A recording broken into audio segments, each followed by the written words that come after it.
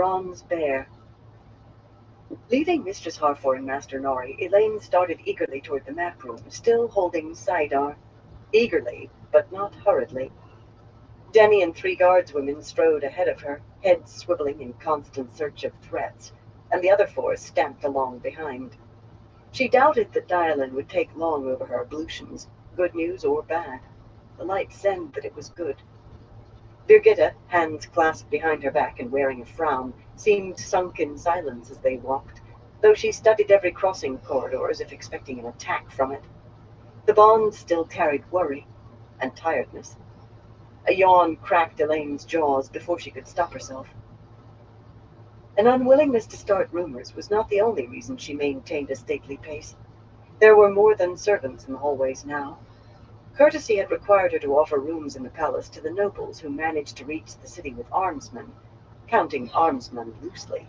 Some were well trained and carried a sword every day.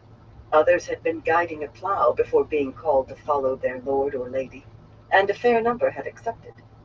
Mainly those who had no dwelling in Camelin, or, she suspected, felt pinched for coin.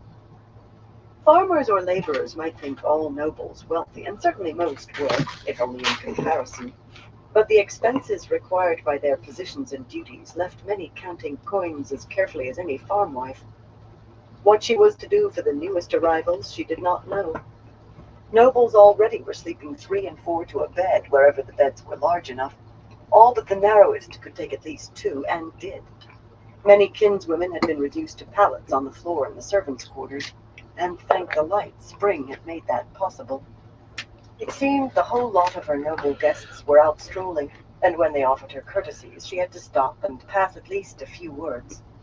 Sir Gay's Gilbert, small and slim in a green riding dress, her dark hair lightly touched with white, who had brought all 20 of the armsmen in her service, and vinegary old Kelwyn Janivor, wiry in his discreetly darned blue wool coat, who had brought 10, received as gracious an exchange as did lanky Beryl Layton and stout Anthella Sharplin, though they were high seats, if of minor houses. All had written to her support with whatever they could gather, and none had turned back on learning the odds. Many looked uneasy today, though. No one said anything of it. They were all full of good wishes and hopes for a speedy coronation, and how honored they were to follow her, but worry was written on their faces.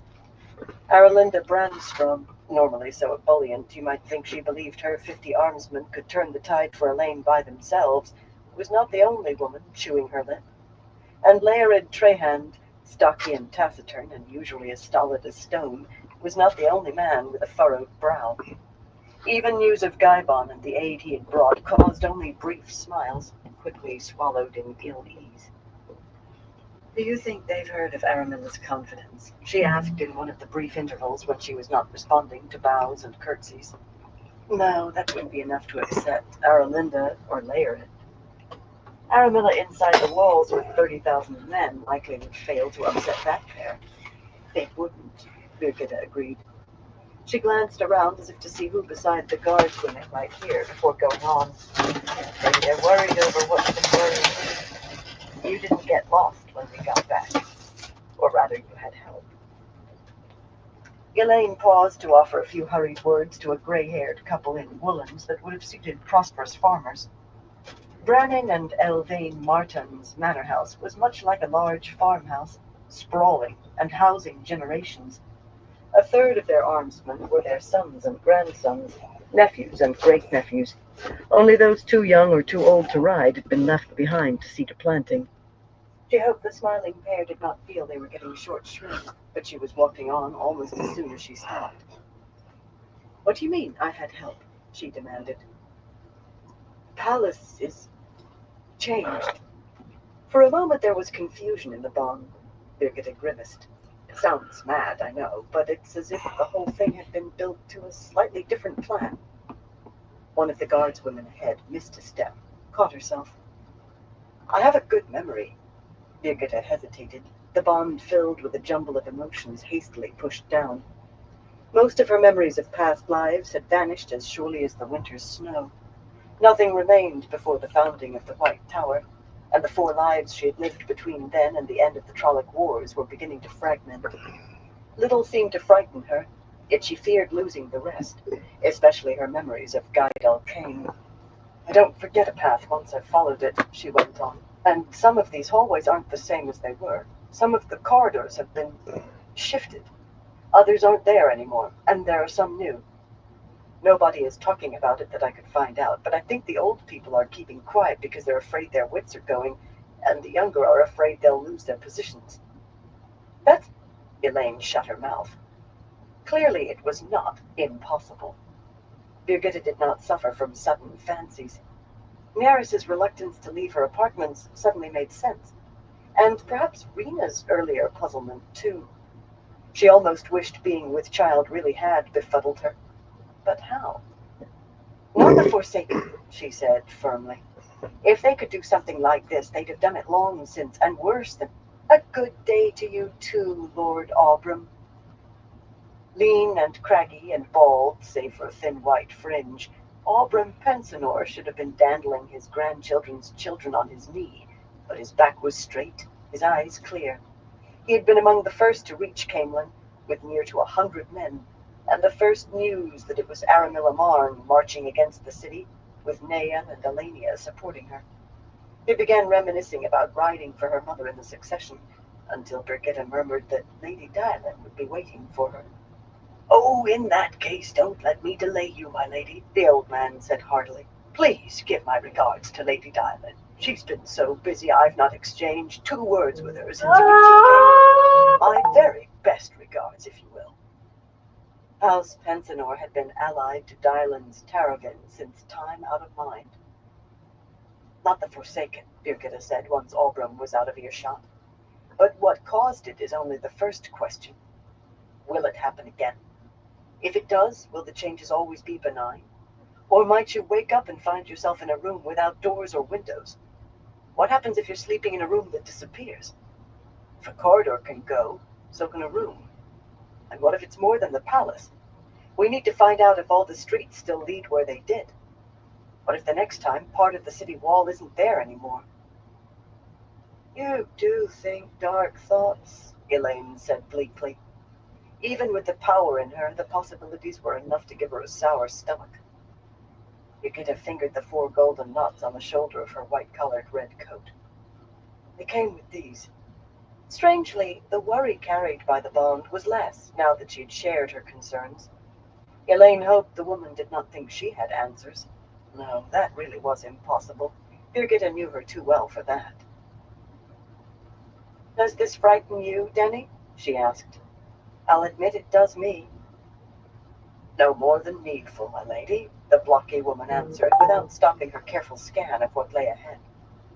Where the others walked with a hand on their sword hilts, her hand rested on her long cudgel. Her voice was as placid and as matter-of-fact as her face. One time a big wagon man named Eldrin Hackley came near breaking my neck. Not usually a rough man, but he was drunk beyond drunk that night. I couldn't get the angle right, and my cudgel seemed to bounce off his skull without making a dent. That frightened me more because I knew certain sure I was about to die. This is just maybe, and any day you wake up, maybe you die. Any day you wake up, maybe you die. There were worse ways to look at life, Elaine supposed. Still, she shivered. She was safe, at least till her babes were born, but no one else was. The 2 guards at the wide, line-carved doors to the map room were experienced guardsmen, one short and the next thing to scrawny, the other wide enough to appear squat, though he was of average height. Nothing visible picked them out from any other men in the guards, but only good swordsmen, trusted men, got this duty. The short man nodded to Denny, then straightened his back stiffly at a disapproving frown from Birgitta. Denny smiled at him shyly. Denny? Shyly? While a pair of guardswomen went through the inevitable routine. Birgitta opened her mouth, but Elaine laid a hand on her arm, and the other woman looked at her, then shook her head, thick golden braids swaying slowly.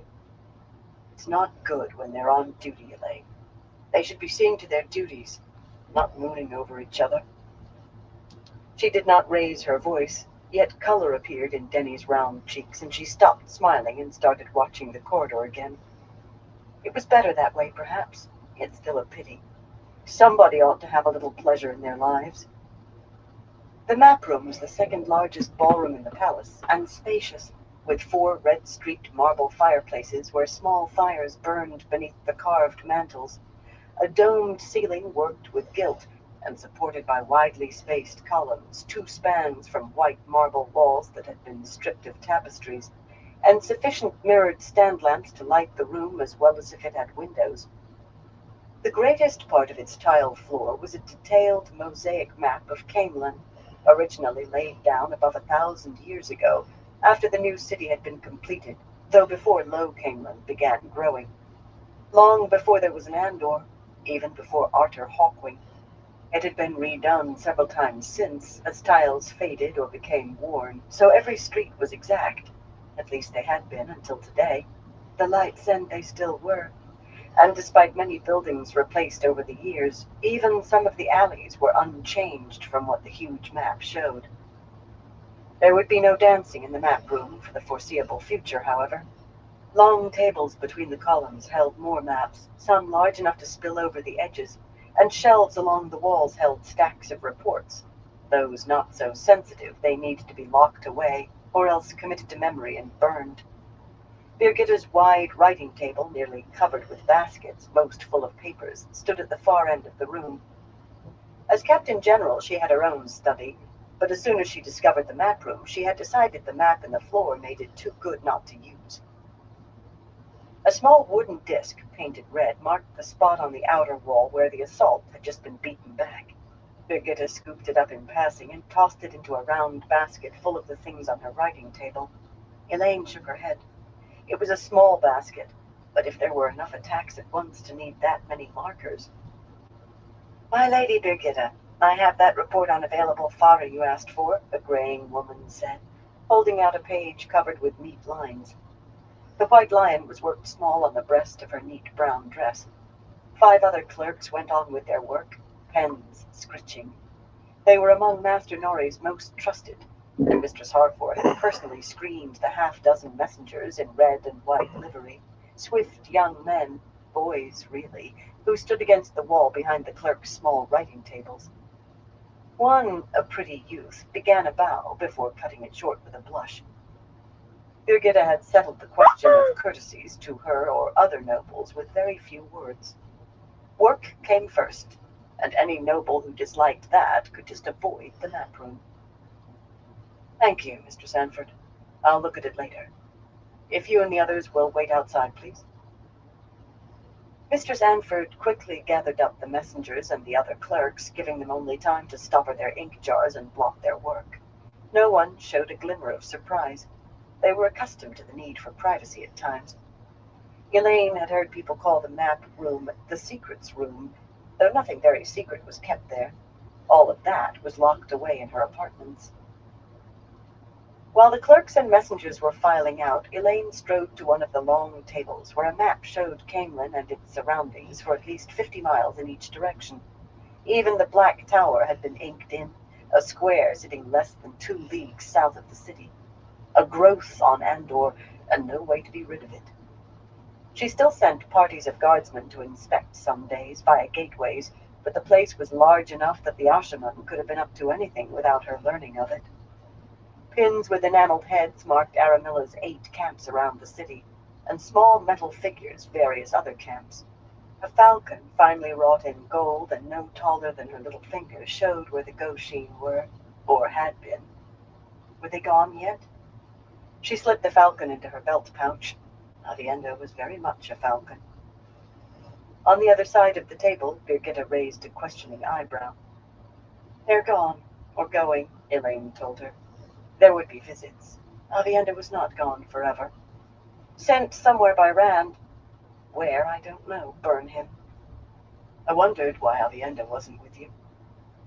Elaine laid one finger atop a bronze horseman less than a hand tall, standing a few leagues west of the city. Someone needs to take a look at Davram Bashir's camp, find out whether the Saldaeans are leaving too, and the Legion of the Dragon. It did not matter if they were, really. They had not interfered in matters, thank the light, and the time when fear that they might restrain Aramilla was long past. But she disliked things happening in Andor without her knowledge. Send guardsmen to the Black Tower tomorrow as well. Tell them to count how many Ashaman they see. So he's planning a big battle. Another big battle. Against the Shonchan, I suppose.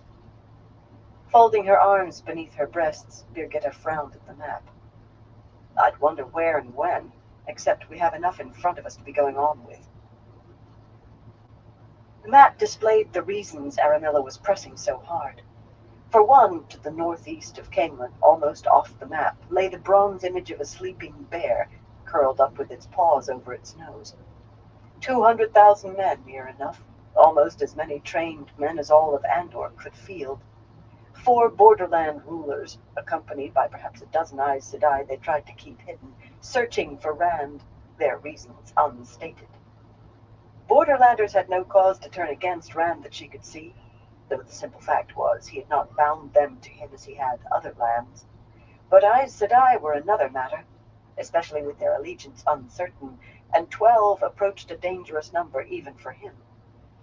Well, the 4 rulers had in part deciphered her motives for asking them into Andor, yet she had managed to mislead them concerning Rand's whereabouts. Unfortunately, the Borderlanders had belied every tale of how swiftly they could move as they crept south, and now they sat in place, trying to find a way to avoid coming near a city under siege. That was understandable, even laudable. Outland armies in close proximity to Andoran armsmen on Andoran soil would make for a touchy situation. There were always at least a few hotheads. Bloodshed and maybe war could start all too easily under those circumstances. Even so, bypassing Camelin was going to be difficult. The narrow country roads had been turned to bogs by the rains, giving hard passage to an army that large. Elaine could have wished they had marched another 20 or 30 miles toward Camelin, though. She had hoped their presence would have had a different effect by now. It might still. More importantly, certainly to Aramilla, and possibly to herself, a few leagues below the Black Tower stood a tiny silver swordsman, with his blade upright in front of him, and a silver halberdier, plainly by the same silversmith's hand, one to the west of the Black Square, the other to the east. Luon, Elorian, and Abella, Aemlin, Arathella, and Pelavar had close to 60,000 men between them in those 2 camps. Their estates and those of the nobles tied to them must have been stripped near the bone. Those 2 camps were where Dylan had been these past 3 days, trying to learn their intentions. The spindly guardsman opened one of the doors and held it for an elderly serving woman carrying a ropework silver tray with 2 tall golden wine pitchers and a circle of goblets made of blue seafolk porcelain. Rena must have been uncertain how many would be present. The frail woman moved slowly, careful not to tilt the heavy tray and drop anything. Elaine channeled flows of air to take the tray, then let them dissipate, unused. Implying that the woman could not do her job would only be hurtful. She was effusive in her thanks, though. The old woman smiled broadly, clearly delighted, and offered her a deep curtsy, once unburdened of the tray. Dylan arrived almost right behind the maid, an image of vigor, and shooed her out before grimacing over the contents of one pitcher. Elaine sighed. Doubtless it held goat's milk, and filling a goblet from the other. Plainly, Dylan had confined her freshening to washing her face and brushing her hair, golden flecked with gray, because her dark gray riding dress with a large round silver pin worked with Taravin's owl and oak on the high neck had spots of half-dried mud on the skirts. "There's something seriously amiss," she said, swallowing the wine in her goblet without drinking. A frown deepened the fine lines at the corners of her eyes. "I've been in this palace more times than I can remember, and today I got lost twice." "We know about that," Elaine told her, and quickly explained what little they had puzzled out, what she intended to do. Belatedly, she wove a ward against eavesdropping, and was unsurprised to feel it slice through Sidar. At least whoever had been listening in would get a jolt from that. A small jolt, since so little of the power was involved that she had not sensed it. Maybe there was a way to make it a hard jolt next time, though. Maybe that would begin to discourage eavesdroppers. So, it might happen again, Dialin said when Elaine was done. Her tone was calm, but she licked her lips and took a swallow of wine, as if her mouth was suddenly dry. Well, well then, if you don't know what caused it, and you don't know whether it will happen again, what are we to do? Elaine stared. Again, someone seemed to think she had answers she did not. But then, that was what it meant to be queen. You were always expected to have an answer, to find one. That was what it meant to be Aes Sedai. We can't stop it, so we'll live with it, Dylan, and try to keep people from growing too afraid. I'll announce what happened as much as we know, and have the other sisters do the same. That way people will know that Aes Sedai are aware, and that should provide some comfort. A little. They'll still be frightened, of course, but not as much as they'll be if we say nothing and it does happen again. That seemed a feeble effort to her, but surprisingly Dylan agreed without hesitation. I myself can suggest nothing else to be done. Most people think you, Aes Sedai, can handle anything. It should suffice in the circumstances. And when they realized that Aes Sedai could not handle anything, that she could not, well, that was a river that she would cross when she reached it. Is the news good or bad? Before Dylan could answer, the door opened again. I heard that Lady Dylan had returned. You should have sent for us, Elaine. You aren't queen yet, and I dislike you keeping secrets from me. Where is Avienda? Catelyn Hayden, a cool-eyed, ungovernable young woman, a girl in truth, still long months short of her majority, though her guardian had abandoned her to go her own way, was pride to her toenails, her plump chin held high. Of course, that might have been because of the large enameled pin of Haven's blue bear that decorated the high neck of her blue riding dress. She had begun showing Dylan respect, and a certain wariness, shortly after she started sharing a bed with her and Sir Gaze. But with Elaine she insisted on every perquisite of a high seat. We all heard, Conal Northern said. Lean and tall in a red silk coat with laughing eyes and an eagle's beak of a nose, he was of age, just a few months past his 16th name day. He swaggered and caressed the hilt of his sword much too fondly, but there seemed no harm in him, only boyishness, an unfortunate trait in a high seat. And none of us could wait to hear when Luon and the others will join us. This pair would have run the whole way. He ruffled the hair of the two younger boys with him, Paraval Mantiar and Bramlett Gilliard, who gave him a dark look and raked fingers through his hair to straighten it. Paraval blushed. Quite short, but already pretty. He was the youngest at 12, yet Bramlett had only a year on him. Elaine sighed, but she could not ask them to leave. Children, most of them might be, perhaps all, considering Conal's behavior. Yet they were the high seats of their houses, and along with Dylan, her most important allies. She did wish she knew how they had learned the purpose of Dylan's journey. That had been intended to be a secret until she knew what news Dylan brought.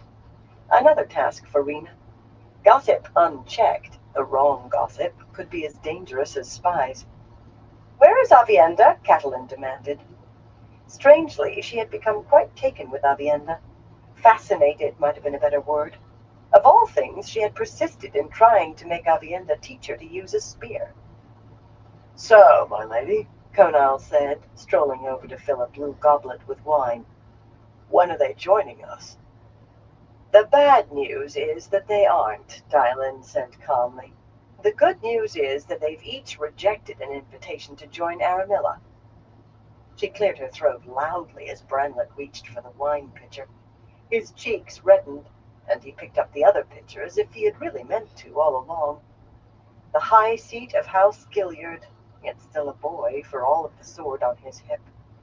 Paraval also wore a sword, one that dragged on the floor tiles and looked too big for him, but he had already taken goat's milk.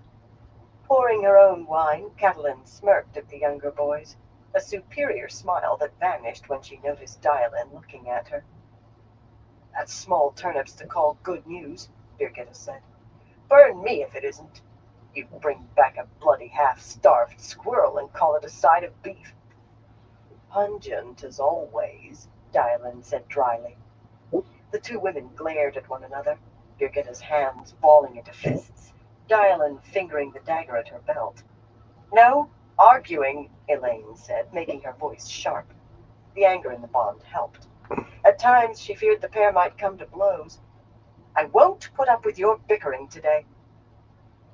Where is Avienda? Gone, Catalin. What else did you learn, Dylan? Gone where? Gone away, Elaine said calmly. Sidar or no Sidar, she wanted to slap the girl's face. Dylan? The older woman took a sip of wine to cover breaking off her staring match with Birgitta. Coming to stand beside Elaine, she picked up the silver swordsman, turned him over, set him down again. Aemlin, Arathella, and Pelivar tried to convince me to announce a claim to the throne, but they were less adamant than when I spoke with them last. I believe I've almost convinced them I won't do it. Almost. Birgitta put 100-weight of derision in the word. Dylan ignored her pointedly. Elaine frowned at Birgitta, who shifted uncomfortably and stalked off long enough to get herself a goblet of wine. Very satisfying. Whatever she was doing right, she hoped it continued to work.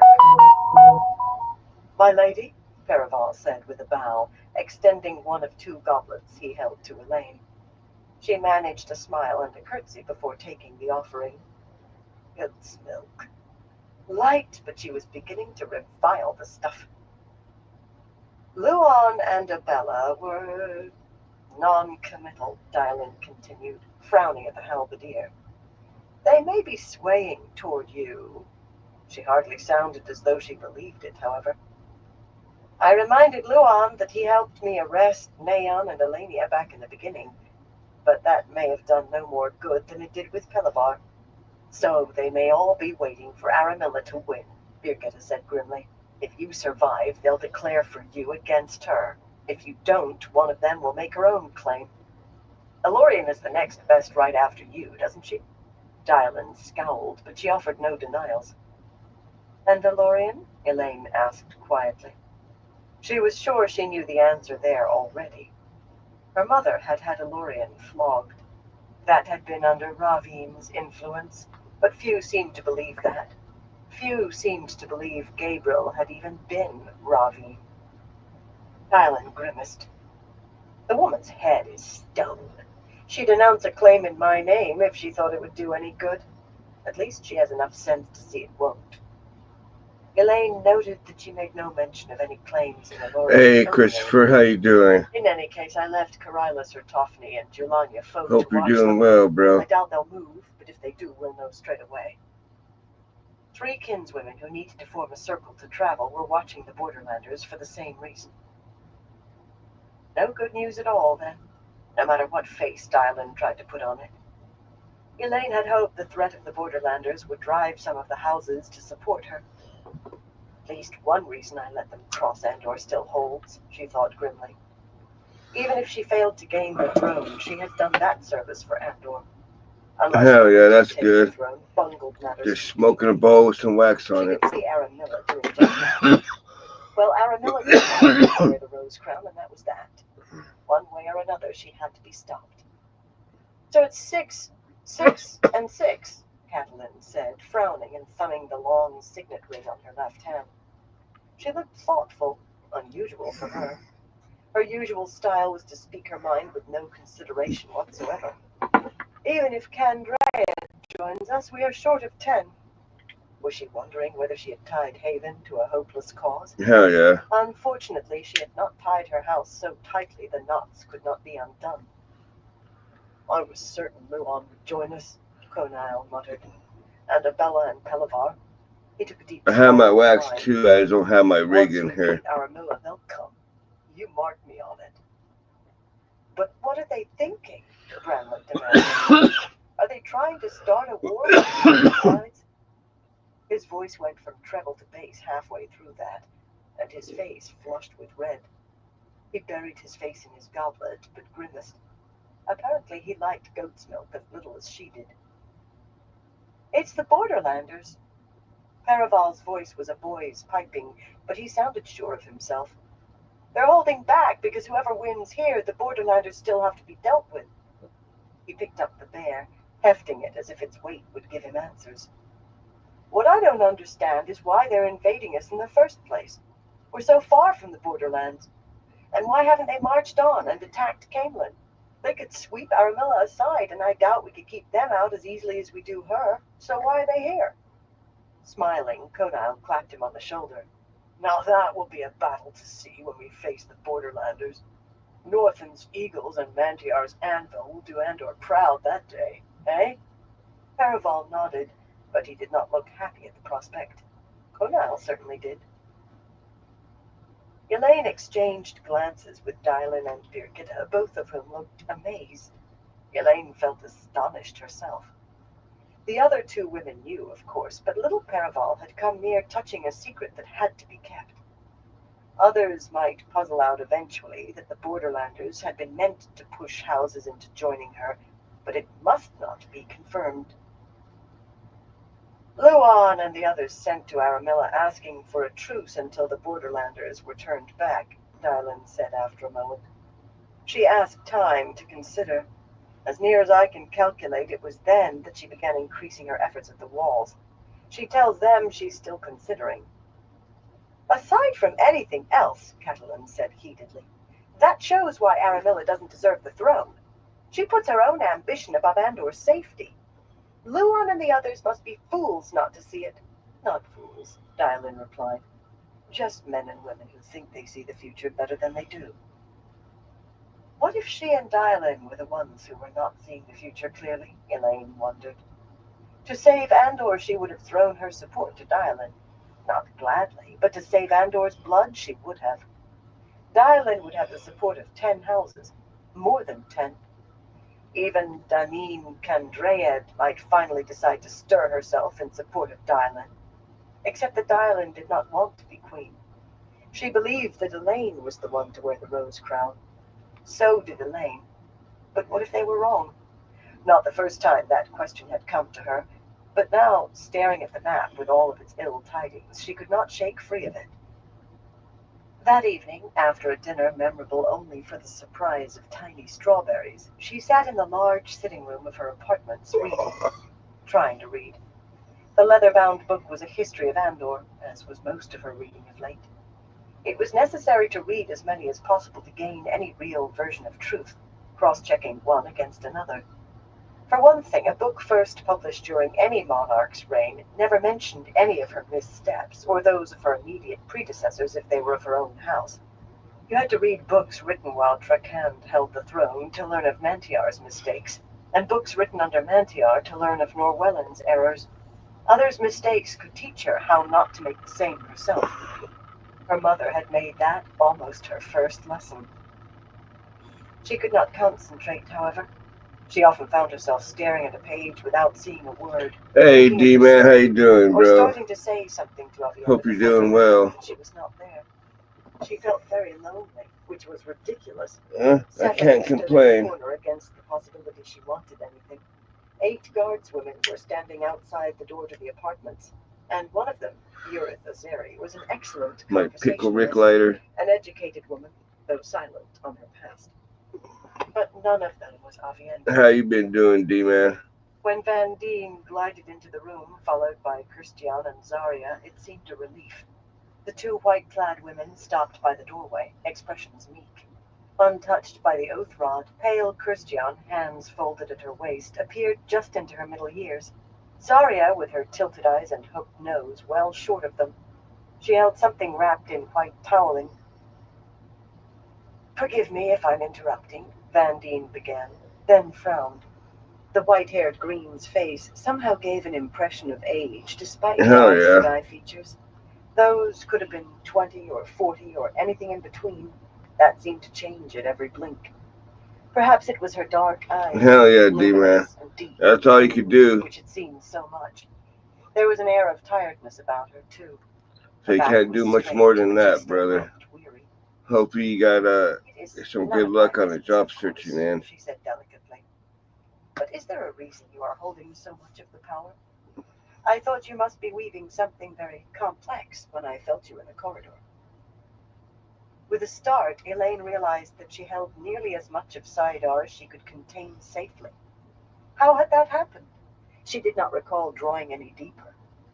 Hastily, she released the source, regret filling her as the power drained away, and the world became ordinary again. On the instant, her mood Hell yeah, bounced sideways. D-man. You aren't interested in anything, she said peevishly, setting her book down on the table in front of her. She had not finished 3 pages of the thing anyway. May I make us private, then? Elaine gave a curt nod. It was none of the woman's bloody business how much of the power she held. She knew the protocols as well as Elaine, or better, and told Stephanie to wait in the anteroom while Vandine wove a ward against eavesdropping. Ward or no ward, Vandine waited until the door closed behind the maid before speaking. Rihanna Corley is dead, Elaine. Oh, Light! No! Temper vanished into sobs, and she hastily snatched a lace-edged handkerchief from her sleeve to blot the tears suddenly streaming down her cheeks. Her cursed, shifting moods at work. Yet Rihanna surely deserved tears. She had so wanted to become a green. How? Burn her, she wished she could stop blubbering. There were no tears from Vandine. Perhaps there were no more tears in her. But she was smothered with the power. Whoever did it used much more than was needed. The residues of Sidar were thick on her and in the room where she was found. The murderer wanted to be sure no one would miss seeing how she died. That makes no sense, Vandine. Perhaps it does. Zarya. The Saldaean woman laid her small bundle on the table and unwrapped it to reveal an articulated wooden doll. It was very old, the simple dress threadbare, the painted face flaking and missing an eye, half of its long dark hair gone. This belonged to Miraine Laranen, Zarya said. Darius Nerbala found it behind a cupboard. I don't see what Miraine leaving a doll behind has to do with Rihanna's death, Elaine said, wiping her eyes. Miraine was one of the kinswomen who had run away. Only this, Vandine answered. When Miraine went to the tower, she hid this doll outside because she had heard that everything she owned would be burned. After she was put out, she retrieved it and always carried it with her, always. She had a quirk, though. Wherever she stopped for a time, she hid the doll again. Do not ask me why, but she would not have run away and abandoned it. Still dabbing at her eyes, Elaine leaned back in her chair. Her weeping had dwindled to sniffles, but her eyes still leaked tears. So, Miraine didn't run away. She was murdered and disposed of. A grisly way to put it. The others too, you think? All of them? Vandine nodded, and for a moment her slender shoulders slumped. I very much fear so, she said, straightening. I expect clues were left among the things they left behind. Treasured keepsakes like this doll, a favorite piece of jewelry. The murderer wanted us to think she was being clever at hiding her crimes, but not clever enough. Only we weren't clever enough to find those clues, so she decided to become more blatant.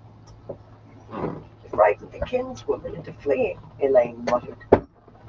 That would not cripple her, but it would throw her back on the mercies of the Windfinders, and those seemed to be growing whingy. How many of them know of this?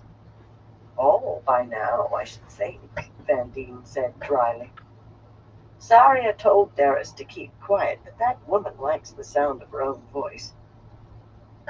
This seems aimed at me, at helping Aramilla gain the throne.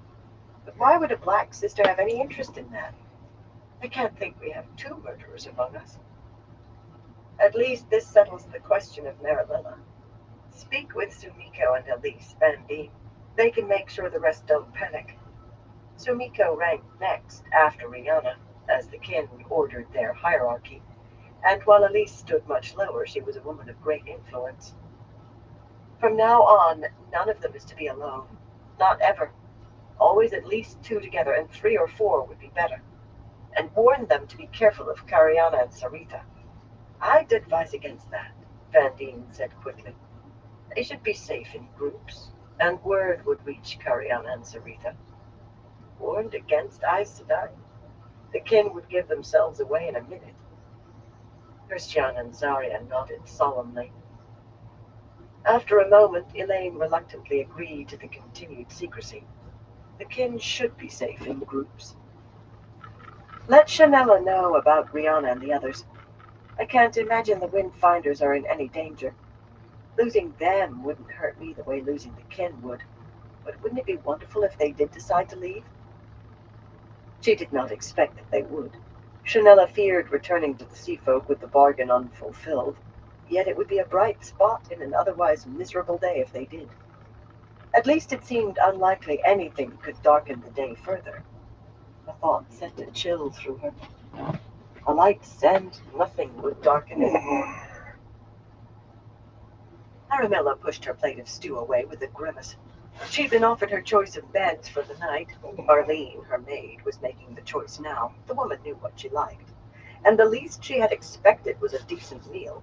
But the mutton was fatty, and definitely beginning to go rancid besides. There had been too much of that lately. This time the cook was going to be flogged. She was unsure which of the nobles in this camp employed him, just that he was supposed to be the best at hand. The best! But that did not matter. He would be flogged to make an example, and then sent away, of course. You could never trust a cook after he'd been punished. The mood in the tent was far from lively. Several of the nobles in the camp had hoped for invitations to dine with her, but none stood high enough. She was beginning to regret not asking one or two, even some of Naean or Elenia's people. They might have been entertaining. Her closest allies at table together, and you might have thought they sat over funeral meats. Oh, scrawny old Nason, his thinning white hair uncombed, was eating away heartily, apparently not noticing that the meat was nearly rotten, and giving her fatherly pats on the hand. She met his smiles like a dutiful daughter. The fool was wearing one of his flower-embroidered coats tonight. The thing could have passed for a woman's dressing robe. Happily, his leers were all directed down the table at Elenia. The honey-haired woman flinched, her fox-like face paling whenever she glanced at him. She controlled House Sarand as if she were the high seat instead of her husband, yet she feared that Aramilla would still let Nason have his way with her. That threat was unneeded now, but it was well to have it to hand just in case. Yes, Nason was happy enough in his futile pursuit of Elenia, but the others were sunk in gloom. Their plates were abandoned, barely touched, and they kept her two serving men trotting to refill wine cups. She never liked trusting others' servants. At least the wine had not turned. I still say we should make a heavier push, Lear grumbled drunkenly into his cup. A whip of a man, his red coat showing the wear of armor straps, the high seat of Baron was ever eager to strike. Subtlety was simply beyond him. My eyes and ears report more armsmen entering the city every day through these gateways. He shook his head and muttered something under his breath. The man actually believed those rumors of dozens of Aes Sedai in the royal palace. All these pinprick attacks do is lose men. I agree, Karen said, fiddling with a large golden pin enameled with the running red fox of Anshar that was fastened to her bosom. She was not much less intoxicated than Lear. Her square face had a slackness about it. We need to press home instead of throwing men away. Once we're over the walls, our advantage in numbers will pay off. Aramilla's mouth tightened. They might at least show her the respect due a woman who was soon to be Queen of Andor, rather than disagreeing with her all the time. Unfortunately, Baron and Anshar were not bound to her so tightly as Sarand and Aron. Unlike Jared and Naean, Lear and Karen had announced their support of her without publishing it in writing. Neither had Lear, but she had no fear of losing him. Him she had wound around her wrist for a bracelet. Forcing a smile, she made her voice jovial. We lose mercenaries.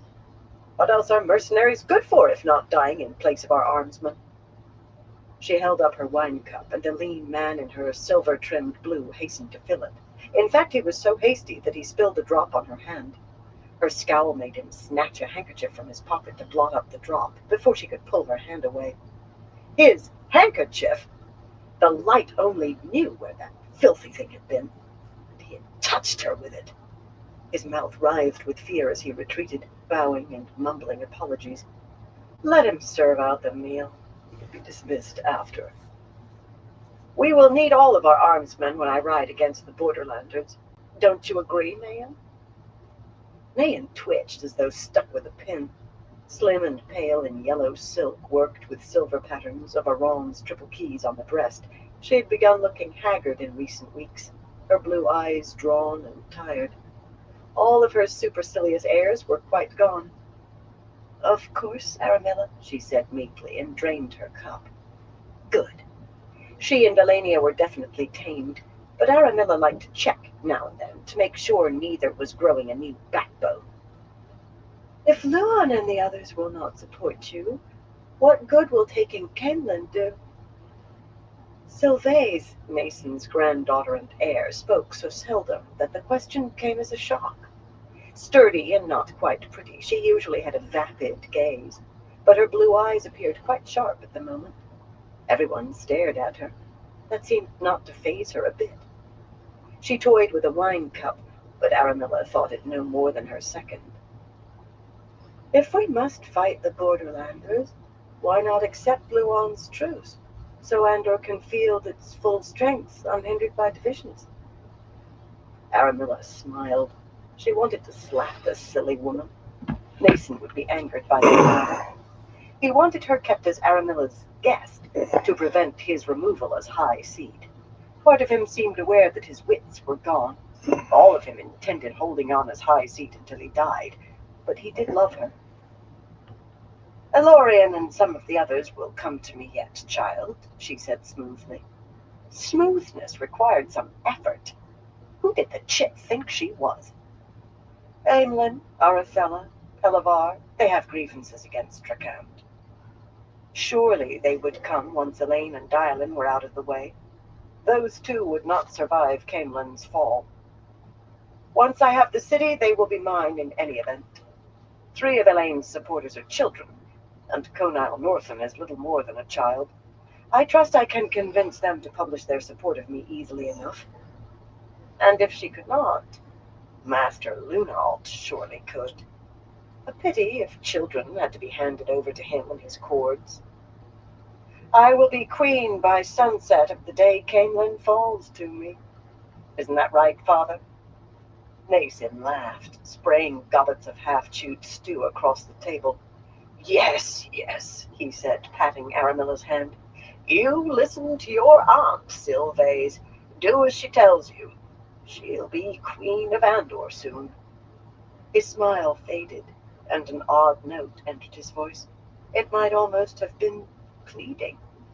Remember, you will be High Seat of Cairn after I'm gone. After I'm gone, you will be High Seat. As you say, grandfather, Sylvaise murmured, inclining her head briefly. When she straightened, her gaze was as insipid as ever.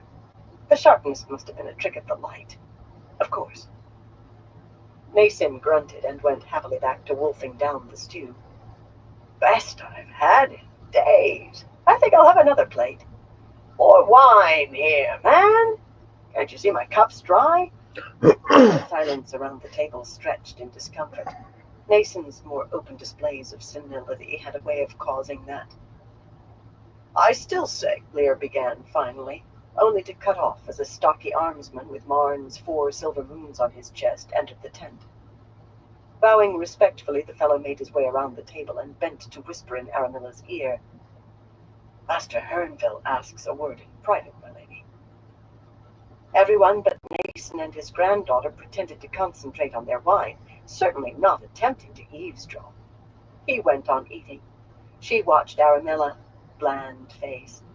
That sharpness must have been a trick of the light. I'll be but a few moments, Aramilla said, rising. She waved a hand, indicating the food and wine. Enjoy yourselves until I return. Enjoy. Lear called for more wine. Outside, she did not bother raising her skirts to keep them clear of the mud. Arlene would already have to clean them, so what did a little more mud matter?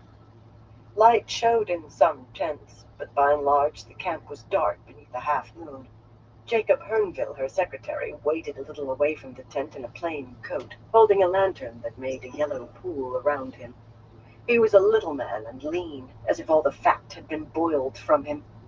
Discretion was bred in his bones, and she ensured his loyalty by paying him enough that only the largest bribes could be of interest, far more than anyone would offer a scrivener. "Forgive me for interrupting your meal, my lady," he said with a bow, "but I was sure you would want to hear right away." It was always a surprise hearing such a deep voice from such a tiny man. "They have agreed, but they want the whole amount of gold first." Her lips compressed of their own accord. The whole amount. She had hoped to get off with paying only the first half. After all, who would dare dun her once she was queen? "Draw up a letter to Mistress Anne Scale. I'll sign and seal it first thing in the morning." Transferring that much gold would require days. And how long to have the armsmen ready? She had never really paid attention to that sort of thing. Lear could tell her, but she hated showing weakness. "Tell them a week from tomorrow to the day." That should be enough. In a week, Camelin would be hers. The throne would be hers. Aramilla, the light queen of Amber, realm, protector of the people, high chief of House Marn. She went back inside to tell the awful news. Chapter 18. News for the Dragon. "Enough, Loyal," Rand said firmly, thumbing tobacco into his short-stemmed pipe from a goatskin pouch. It was tyrant leaf, with a slightly oily taste from the curing, but that was all that was to be had. Thunder rolled overhead, slow and ponderous. "You'll talk me hoarse with all these questions." They were seated at a long table in one of the larger rooms in Lord Elgaren's office, the remains of the midday meal pushed down to one end. The servants were old, for the most part, and slower moving than ever since Elgaren left for the Black Tower. The rain pouring down outside seemed to be slackening, though strong gusts of wind still pelted the windows with raindrops hard enough to rattle the glass in the 6 yellow-painted casements. Many of those panes held bubbles. Some distorted what lay outside almost beyond recognition. The table and chairs were simply carved, no more elaborate than might be found in many farmhouses, and the yellow cornices beneath the high-beamed ceiling little more so. The 2 fireplaces at either end of the room were broad and tall, but of plain stone, the andirons and fire tools sturdy wrought iron and simple. Lord or no, Elgaren was far from wealthy. Tucking the tobacco pouch into his pocket, Rand strolled to one of the fireplaces and used small brass tongs from the mantel to lift a burning slipper of oak for lighting his pipe. He hoped no one thought that strange. He avoided channeling any more than absolutely necessary, especially if anyone else was present. The dizziness that hit him when he did was difficult to conceal. But no one had mentioned it so far. A gust of wind brought a squeaking as though tree branches had scraped across the window panes. Imagination. The nearest trees were beyond the fields, more than half a mile away. Loyal had brought down a vine-carved chair from the Ogier rooms that put his knees level with the tabletop, so he had to lean forward sharply to write in his leather-bound notebook. The volume was small for him, little enough to fit neatly into one of his capacious coat pockets, but still as large as most human books Rand had seen.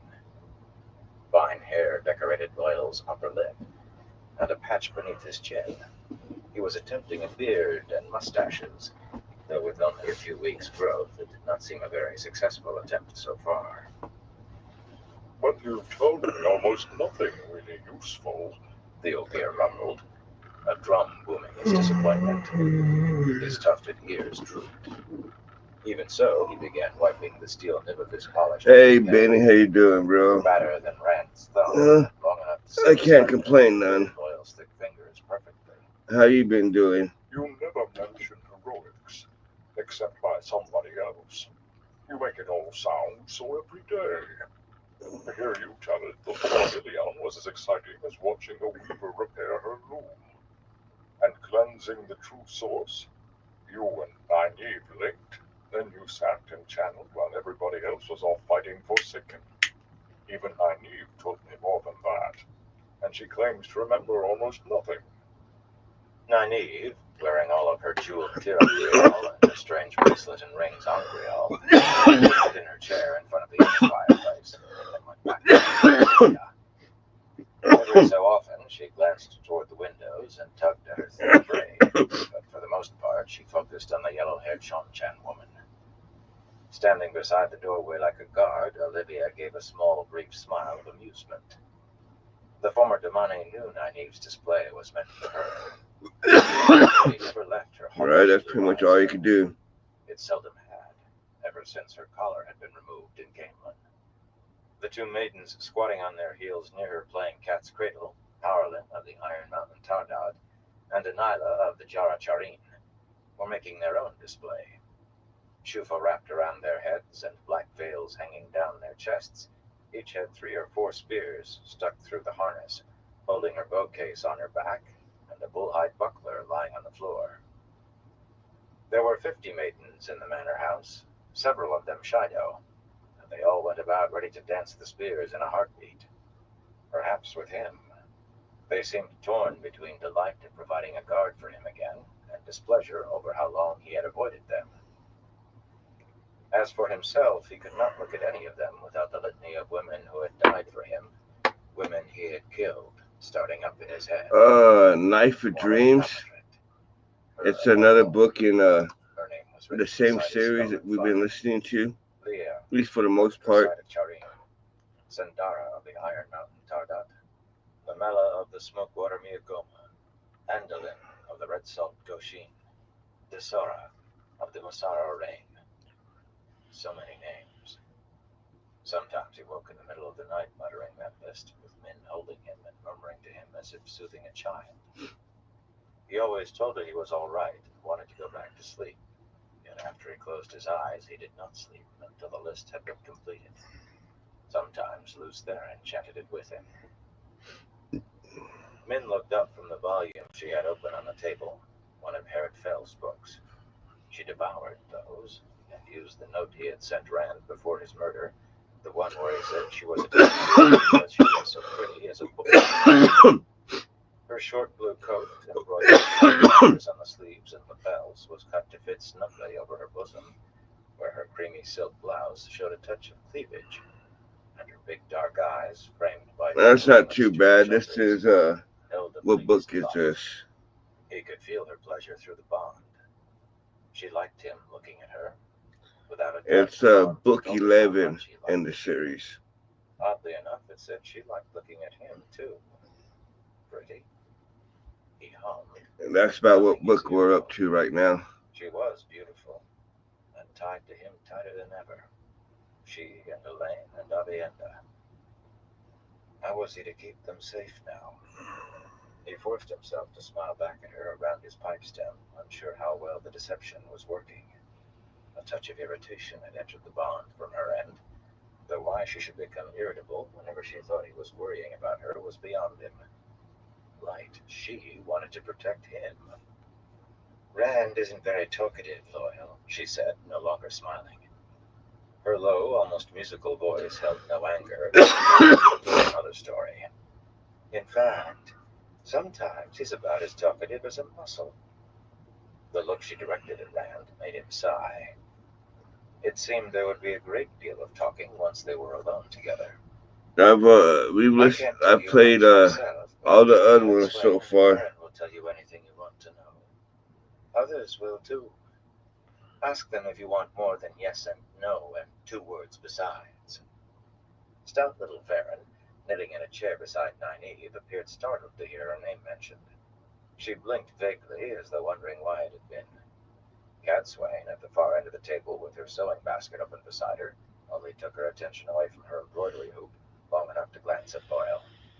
Golden ornaments swayed, dangling from the iron-gray bun atop her head. It was only that, a glance, not a frown, yet Loyal's ears twitched. Aes Sedai always impressed him, and Cadswain more than any other. Oh, I will, Min, I will, he said. But Rand is central to my book. With his hand jar at hand, he began blowing gently. pager's notebook to dry the ink. With Loyal being loyal, You hurry up and shave already. You never give enough detail, Rand. You make me drag everything out of you. Why, you never even mentioned being imprisoned in Farmadding until Min did. Never mentioned it. What But did it's the definitely Council good of to Knights see you, say when they Benny. offered you the Laurel Crown? And when you renamed it, I can't think they liked that. What was the coronation like? Was there feasting Oh and shit. festival? Oh damn. You're way ahead. Forsaken came against you at Shadowlogoth. Which ones? What did it look Let me like? get back to my at the bowl. end? What did it feel like? My book won't be very good without the details. I hope Matt and Perrin give me better answers. He frowned, long eyebrows grazing his cheeks. I hope they're all right. Oh yeah. Colors spun in Rand's head. Twin rainbows swirled in water. He knew how to suppress them, but this time he did not try. Nice bowl loaded with some wax. Matt riding through forest at the head of a line of mounted folk. I can't remember the name of it, but the wax I have on it is then cramming it back onto his head. That lasted only a moment. frosted lime. By Perrin, sitting over wine cups in a common room or tavern with a man and a woman who wore identical red coats ornately trimmed with blue and yellow. Odd garments. Perrin looked grim as death, his companions wary of him. They're well, he said, calmly ignoring a piercing look from Cadswain. She did not know everything, and he intended to keep it that way. Oh, it's not too bad. On the surface, See if I can get a good view of smoke rings. the wax. Inside was another matter. Where are they? He thought angrily, pushing down another appearance of the colors. That was as easy as breathing now. I need them, and they're off for a day at the Anseline Gardens. Abruptly, another image was floating in his head. A man's face, and his breath caught. For the first time, it came without any dizziness. For the first time, he could see it clearly in the moments before it vanished. A blue-eyed man with a square chin, perhaps a few years Not too bad. It has a citrusy smell to it, and don't taste too bad. The face of the stranger who had saved his life in Shadowlogoth when he fought Samael. Worse. He was aware of me, Luce Theron said. He sounded sane for a change. Sometimes he did, but the madness always returned eventually. How can a face appearing in my mind be aware of me? If you don't know, how do you expect me to? Rand thought. But I was aware of him as well. It had been a strange sensation, as if he were touching. No, it's only not physically. It's a sugar wax. A residue. Oh no. It seemed Let's he only see. had to move I can pour some of it out. in the direction to touch him again. I think he saw my face too. Talking to a voice in his head no longer seemed peculiar. In truth, it had not for quite a long time. And now he could see Matt and Perrin by thinking of them or hearing their names, and he had this other face coming to him unbidden. More than a face, apparently. What was holding conversations inside his own skull alongside that? But the man had been aware and Rand of him. Yeah, most of what I've been getting lately has been sugar wax. I can't think of any other explanation. That was the only time we ever I wish it was Shatter. So-called true power. Shatter comes by once in a while, but saw nothing except his stream of balefire. Having bits of knowledge seemed his when he not too often. But when it does, I definitely try to snatch it up. The Anseline Gardens, destroyed in the War of the Shadow, as well as he did his father's farm. Knowledge drifted the other way too. Luce Theron sometimes spoke of Emmons Field as if he had grown up there. Does that make any sense to you? Oh, right. Why do I have this voice in my head? Luce Theron moaned. Why can I not die? Oh, Ilyena, my precious Ilyena, I want to join you. He trailed off into weeping. He often did when he spoke of the wife he had murdered in his madness. It did not matter. Rand suppressed the sound of the man crying, pushed it down to a faint noise on the edge of hearing. He was certain that he was right. But who was the fellow? A dark friend, for sure, but not one of the Forsaken. Luce Theron knew their faces as well as he knew his own, and now Rand did too. A sudden thought made him grimace. Pickle Rick How lighter. was the other man? Taviran could be found by their effect on the pattern, though only the Forsaken knew how. Luce Theron certainly had never mentioned knowing. Their conversations were always brief, and the man seldom gave information willingly. And nothing had drifted across from him on the subject. At least Lanfear and Ishamael had known how, but no one had found it anyway, since they had died. Could this link be used? I wish it was that cheap here. They could all be in danger. More danger than usual, as if the usual were not enough. Are you well, Rand? Loyal asked worriedly, screwing the leaf-engraved silver cap onto his ink jar. The glass of that was so thick it could have survived anything short of being hurled against stone, but Loyal handled it as though it were fragile.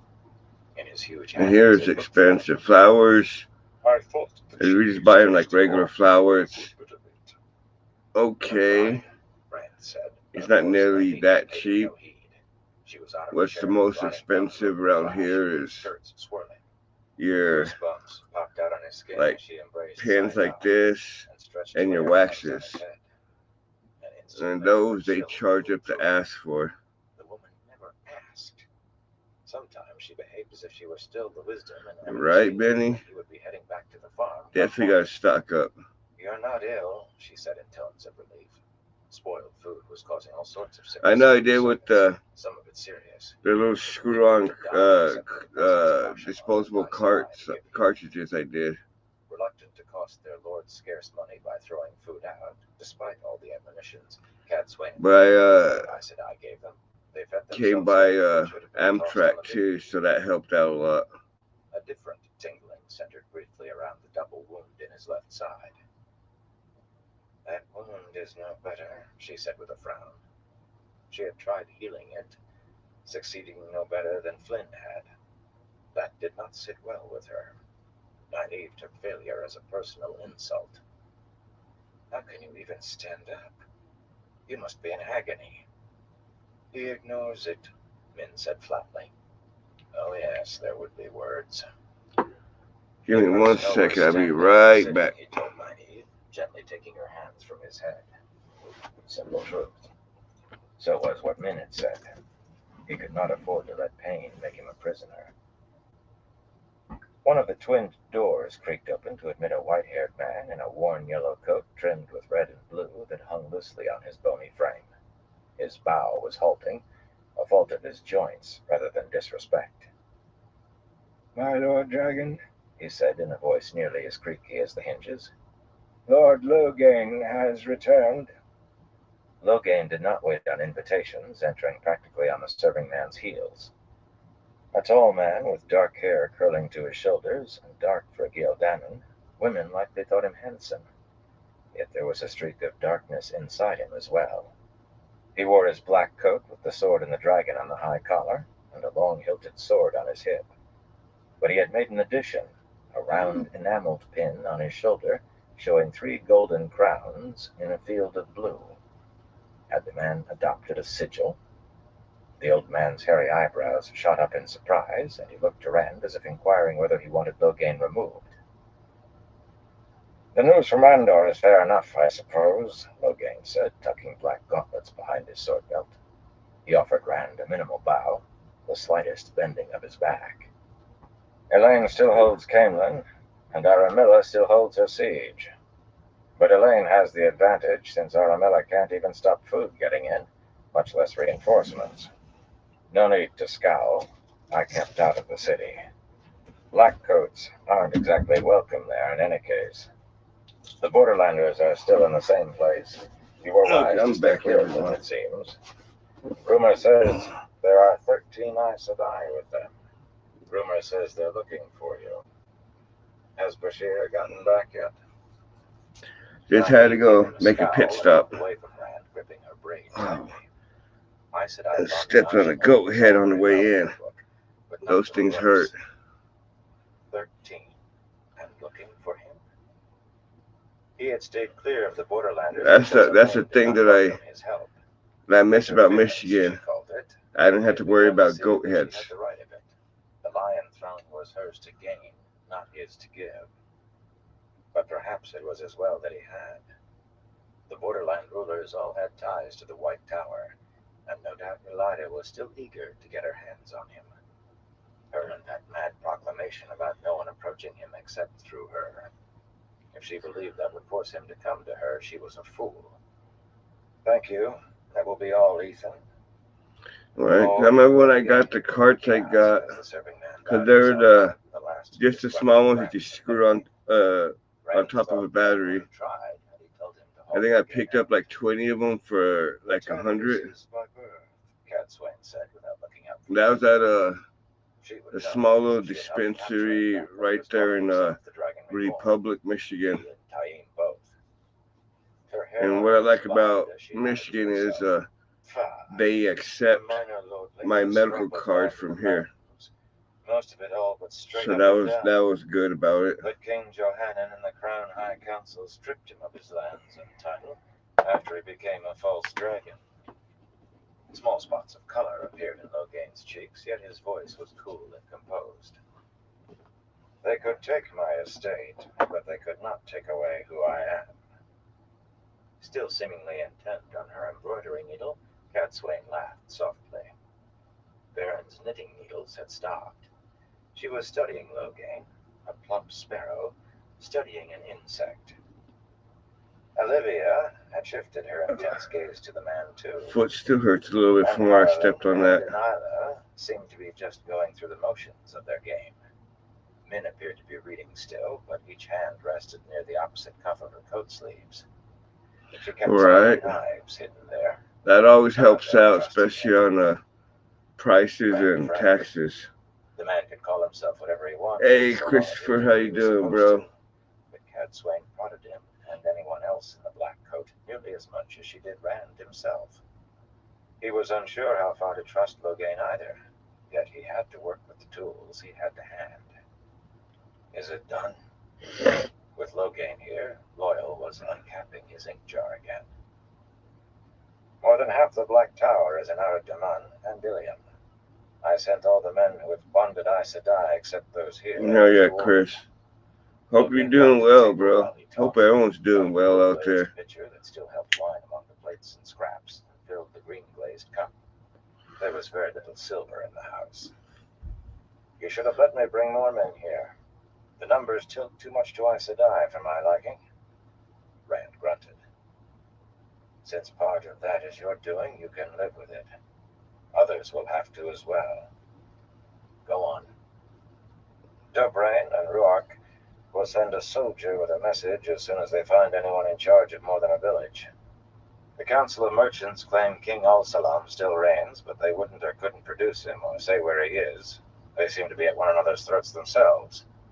And Bandar Eben is more than half deserted and given over to the mob. Logain grimaced into his wine cup. Gangs of strong arms provide what little order there is, and they extort food and coin from the people they claim to protect and take whatever else they want, including women. The bond suddenly held white hot rage, and Nynaeve growled in her throat. Ruark has set about putting an end to that, but it was already turning into a battle when I left. Logain finished. Strong arms won't hold out long against Aiel. If Dobrain can't find anyone in charge, then he will have to be for the time being. If Al-Salam was dead, as seemed likely, he would have to appoint a steward for the Lord Dragon in Ar.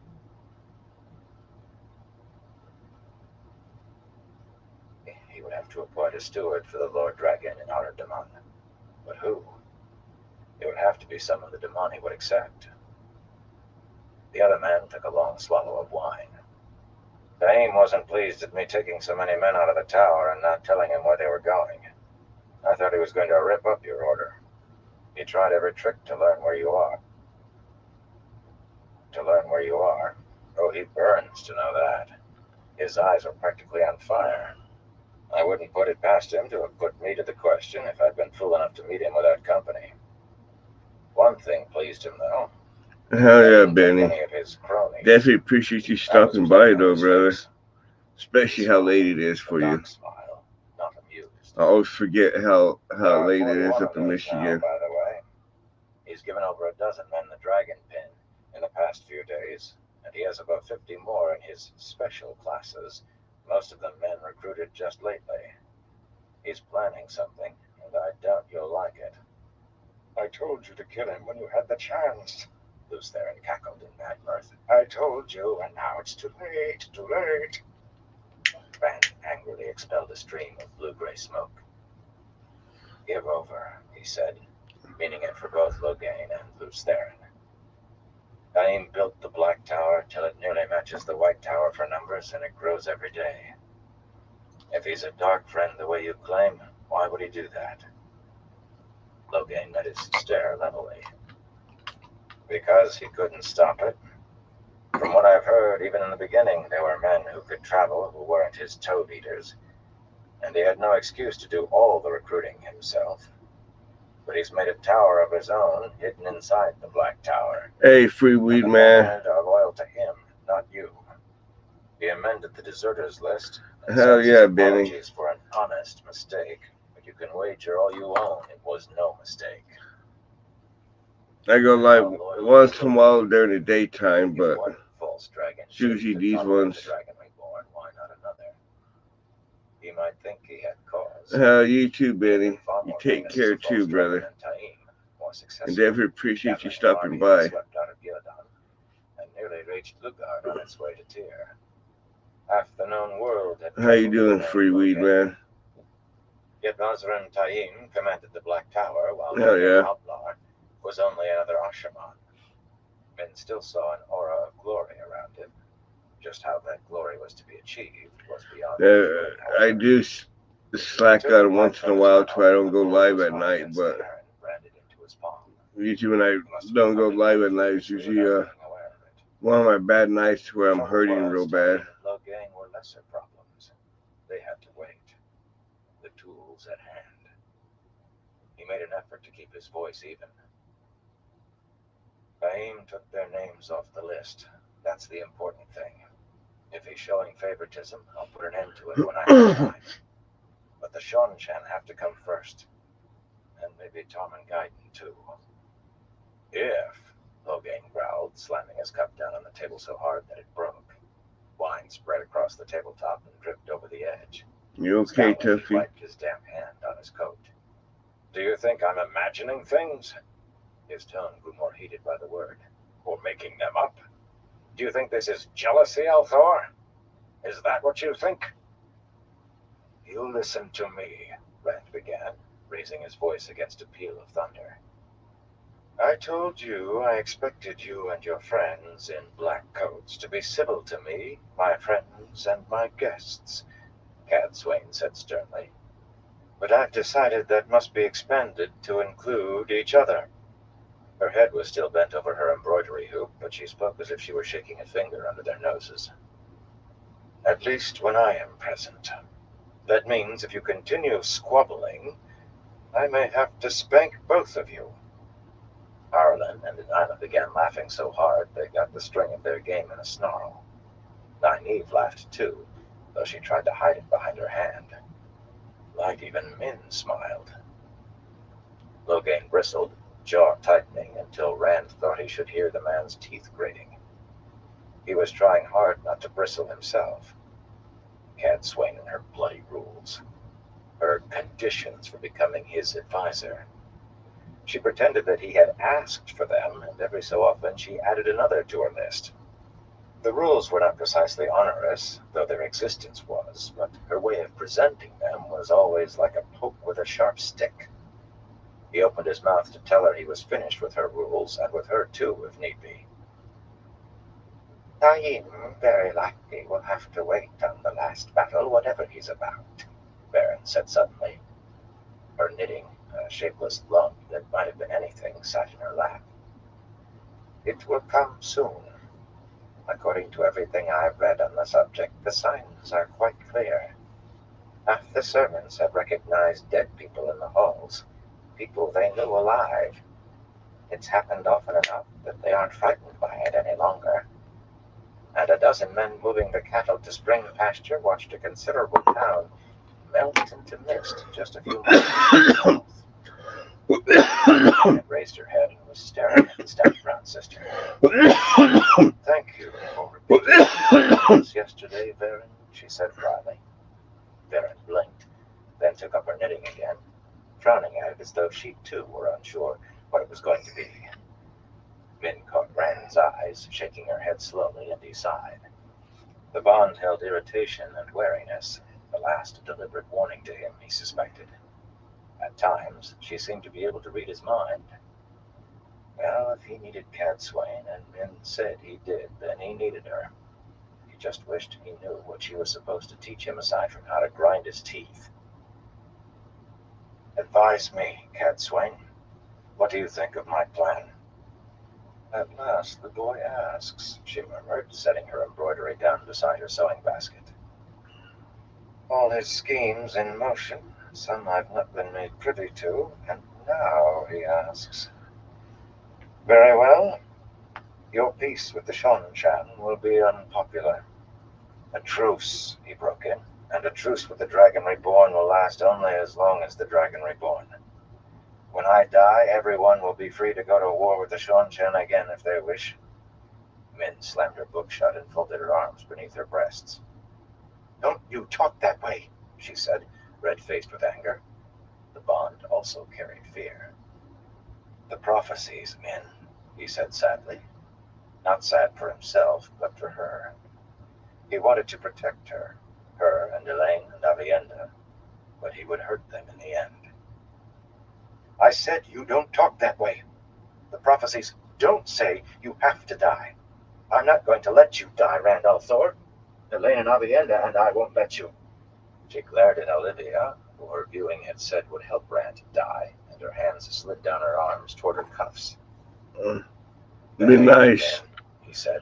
We need a little rain in this area. She set her jaw, and the bond suddenly was flooded with stubbornness.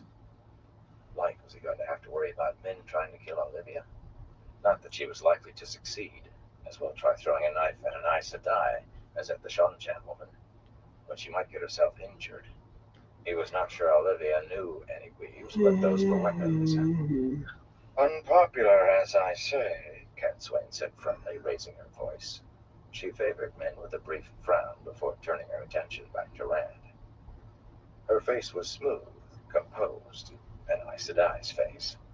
Her dark eyes were hard, like polished black stones. Especially in Terraban, Amadisia, and Altara, but also elsewhere. If you agree to allow the Shonchan to keep what they've already taken, what lands will you give away next? That is how most rulers will see matters. Rand dropped back into his chair, stretching his legs in front of him and crossing his ankles.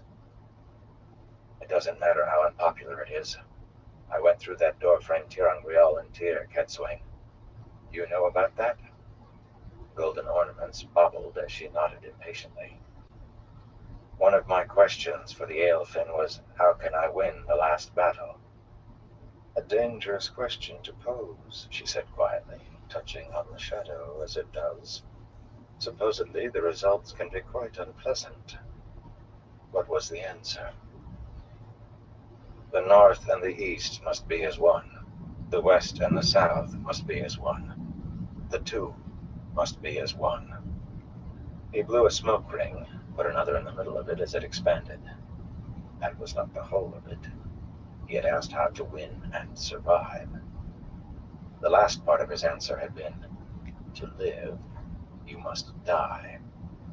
Not something he was going to bring up in front of Min anytime soon. In front of anyone except Olivia, for that matter.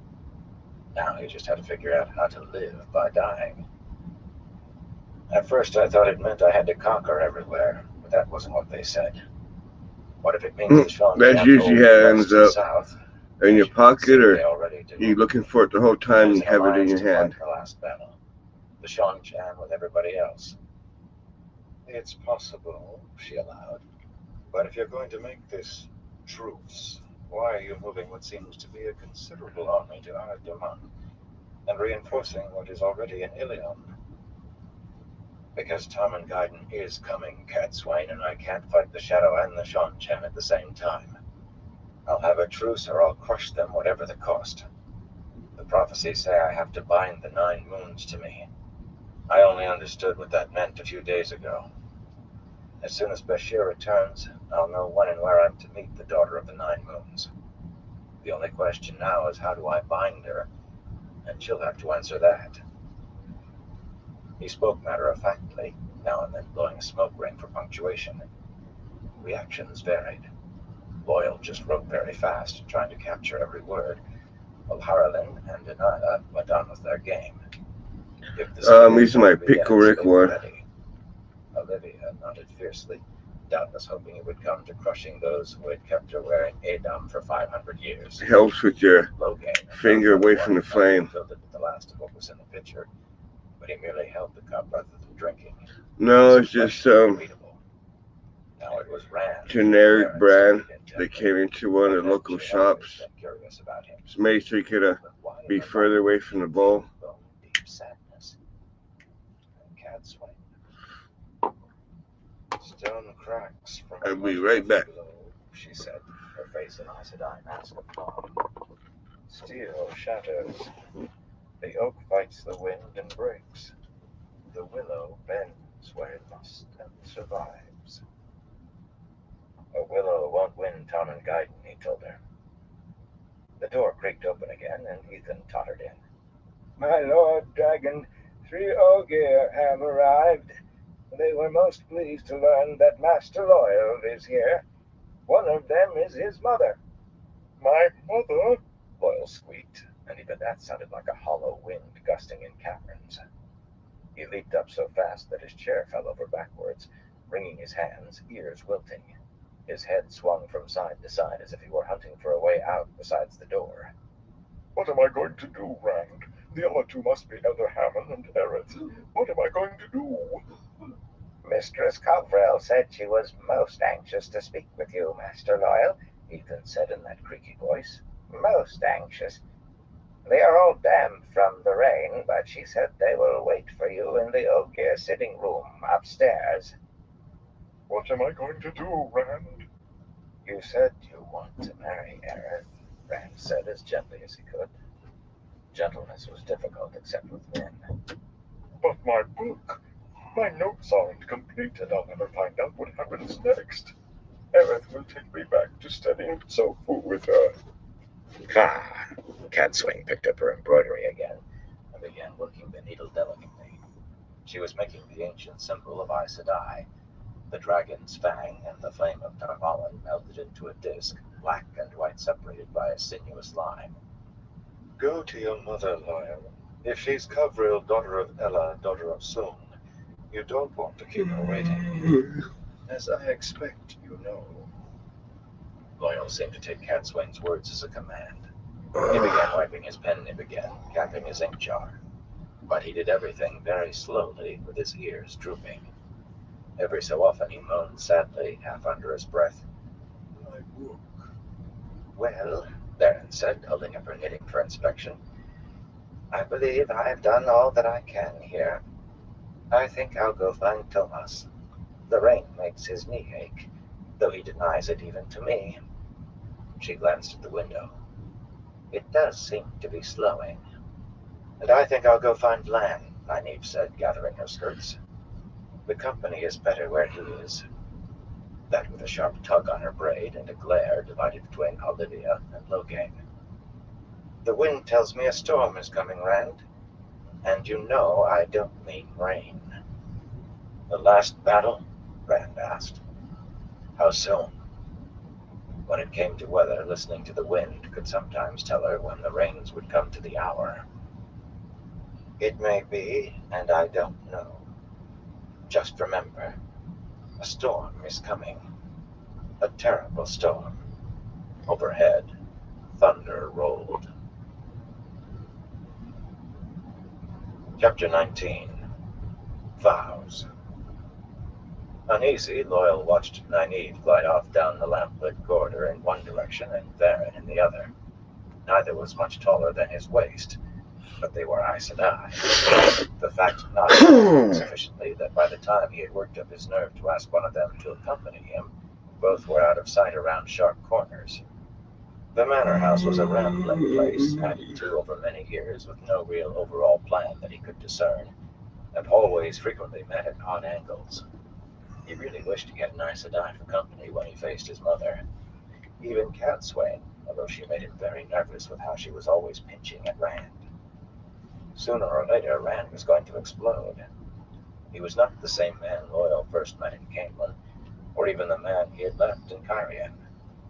The mood around Rand was dark and stony now, a dense patch of lion's claw and treacherous ground underfoot. The whole house felt that way with Rand in it. A lean, gray-haired serving woman carrying a basket of folded towels gave a start, then shook her head and muttered something under her breath before offering him a brief curtsy and walking on. She made a small sidestep as though she was moving around something, or someone. He stared at the spot and scratched behind his ear. Maybe he could only see Ogier dead. Not that he really wanted to. It was sad enough just knowing that human dead could no longer rest. Having the same confirmed for Ogier would be enough to break his heart. Most likely they would appear only inside Stedding in any case. He would very much like to see a town vanish, though. Not a real town, but a town that was as dead as those spirits the humans claimed to see. You might be able to walk its streets before it melted and see what people were like before the War of the 100 Years, or even the Trolloc Wars. So Varen said, and she seemed to know a very great deal about it. That would certainly be worth a mention in his book. It was going to be a fine book. Scratching his beard with 2 fingers, the thing itched. He sighed. It would have been a fine book. Standing there in the corridor was only put off there, you always find choke vine in it, so the old saying went. Only he felt as though the choke vine was tied around him instead of a tree. Breathing hard, he followed the serving woman all the way to the wide stairs that led up to the Ogier rooms. The staircase had 2 sturdy banisters, shoulder high on the gray-haired woman, and stout enough to give a decent handhold. He was often afraid just to brush against stair rails made for humans for fear he might break them. One ran down the middle, with the steps along the wood-paneled hall pitched for human feet, those on the outside for Ogier. The woman was old, as humans counted years, yet she climbed more quickly than he and was scurrying down the corridor by the time he reached the top. Doubtless she was taking the towels to his mother's room, and to Elder Hammond's and Aerith's. Surely they would prefer to get dry before talking. He would suggest that. It would gain him time to think. His thoughts seemed as sluggish as his feet, and his feet felt like millstones. There were 6 bedrooms built for Ogier along the corridor, which itself was properly scaled for them. His upstretched hands would have come a pace short of touching the ceiling beams, along with a storeroom, a bathing room with a large copper tub, and the sitting room. This was the oldest part of the house, dating back nearly 500 years. A lifetime for a very old Ogier, but many lifetimes for humans. They lived such brief lives, except for Aes Sedai. That had to be why they flitted about like hummingbirds. But even Aes Sedai could be nearly as precipitous as the rest. That was a puzzlement. The sitting room door was carved with a great tree. Not Ogier work, yet finely detailed and instantly recognizable. He stopped, tugging his coat straight, combing his hair with his fingers, wishing he had time to black his boots. There was an ink stain on his cuff. No time to do anything about that either. Catswain was right. His mother was not a woman to be kept waiting. Strange that Catswain knew of her. Perhaps knew her by the way she had spoken. Gavril, daughter of Ella, daughter of Sung, was a famous speaker, but he had not realized she was known outside. Like he was all but panting with anxiety. Trying to control his breathing, he went in. Even here the hinges creaked. The servants had been aghast when he asked after some oil to put on them. That was their task. He was a guest. but they still had not gotten around to it themselves. The high-ceilinged room was quite spacious, with dark polished wallpapers, and vine-carved chairs, and small vine-carved tables, and wrought-iron stand lamps of a proper size, their mirrored flames dancing above his head. Except for a shelf of books, all old enough that the leather bindings were flaking, and all of which he had read before, only a small bowl of sungwood was ogier made. A nice piece. He wished he knew who had sung it, but it was aged enough that singing to it had failed to raise so much as an echo. Yet everything had been made by someone who at least had been to a steading. The pieces would have looked at home in any dwelling. Of course, the room looked nothing like a room in a steading, but Lord Elgaren's ancestor had made an effort to have his visitors feel comfortable. His mother was standing in front of one of the brick fireplaces, a strong-faced woman, with her vine-embroidered skirts spread to let the flames dry them. He heaved a sigh of relief at seeing she was not as wet as he had expected, although it put paid to suggesting that they take the time to get dry. Their rain-cloaks must have developed leaks. They did that after a time, as the aniseed oil wore off. Maybe her temper would not be as bad as he feared either. White-haired Elder Hammond, his flaring coat dark with damp in several large patches, was examining one of the axes from the wall, shaking his head over it. Its haft was as long as he was tall. Made during the Trolloc Wars, or even before, there were a pair of those, the long axe heads inlaid with gold and silver, and a pair of ornate pointed pruning knives, with long shafts as well. Of course, pruning knives, sharp on one side and saw-toothed on the other, always had long handles, but the inlays and long red tassels indicated that these had been made for weapons too. Not the most felicitous choices for hanging in a room meant for reading or conversation, or the quiet contemplation of stillness. But Loyal's eyes swept past his mother and Elder Hammond to the other fireplace, where Aerith was drying her own skirts, short and almost fragile appearing. Her mouth was straight, her nose short and well-rounded, her eyes the exact color of a silver bell's ripe seed pod. In short, she was beautiful. And her ears, sticking up through the glossy black hair that hung down her back, curving and plump, tipped with fine tufts that looked as soft as dandelion down. They were the most gorgeous ears he had ever seen.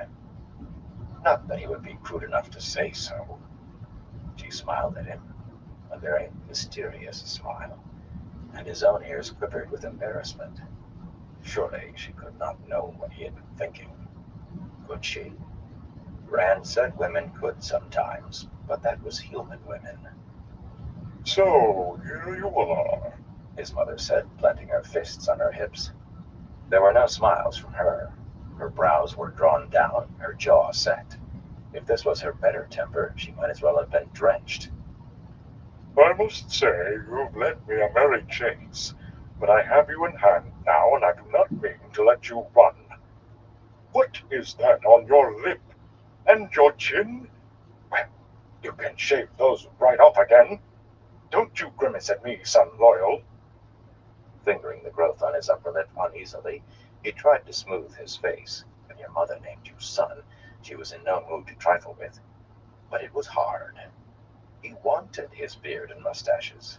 Some might think it pretentious, as young as he was, but just the same. A merry chase indeed, Elder Hammond said dryly, hanging the axe back on its hooks. He had long white mustaches that fell past his chin, and a long narrow beard that hung to his chest. True, he was well above 300 years old, but it still seemed unfair. A very merry chase. First we walked to Kyrian, having heard you were there, only you had gone. After a stop at Stedding Tsofu, we walked to Camelin, where young Althor informed us you were in the Two Rivers and took us there. But you were gone again. To Camelin, it seemed. His eyebrows rose almost to his hairline. I began to think we were playing Ring in the Dell. The people in Hammond's Field told us how heroic you were, Aerith said, her high voice like music. Clutching her skirts with both hands, ears fluttering with excitement, she seemed about to bounce up and down. They told us all about you fighting Trollocs and Murdroll, and going out among them by yourself to seal the Manetheren Waygate so no more could come.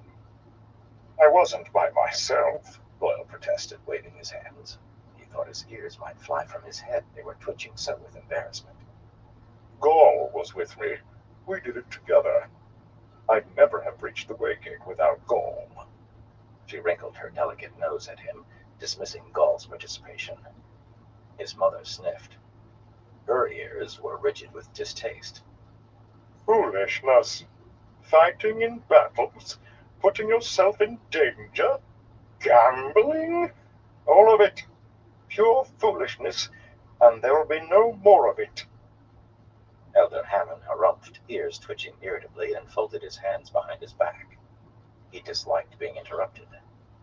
So we returned to Camelin to find you gone, and then to Kyrian once more to find you gone yet again. And you put yourself in danger again in Kyrian, Loyal's mother broke in, shaking a finger at him. Have you no sense at all? The Aiel said you were very brave at Dumai's Wells, Aerith murmured, looking at him through her long eyelashes. He swallowed hard. Her gaze made his throat feel tight. He knew he should look away, but how could he be demure when she was looking at him? In Kyrian, your mother decided she couldn't stay away from the Great Stump any longer, though why I cannot say, since they aren't likely to reach any sort of decision for another year or two, so we set out to return to steadying Shanghai in the hope we could find you later. Elder Hammond said all of that very fast, glaring at the two women as if he thought they might break in on him again. His beard and mustaches seemed to bristle. Loyal's mother gave another sniff, sharper. I expect to bring a decision very quickly, in a month or two, or I'd never have given over the search for Loyal, even temporarily. Now that I've found him, we can finish matters and be on our way without any more delay. She took in Elder Hammond, who was frowning, his ears slanted back, and amended her tone. He was an elder, after all. Forgive me, Elder Hammond. I meant to say, if it pleases you, will you perform the ceremony? I believe that it does please me, Cottrell, he said mildly, much too mildly. When Loyal heard that tone from his teacher, with ears back, he had always known that he had put a foot very badly wrong. Elder Hammond had been known to throw a piece of chalk at a pupil when he used that tone. Since I abandoned my students, not to mention speaking to the Great Stump to follow you on this wild chase for that very reason, I believe it does please me indeed. Aerith, you are very young. She's past 80, old enough to marry, Loyal's mother said sharply, folding her arms across her chest. Her ears twitched with impatience. Her mother and I reached agreement.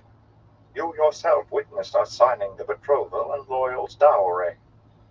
Elder Hammond's ears tilted back a little further, and his shoulders hunched as if he was gripping his hands together very hard behind his back.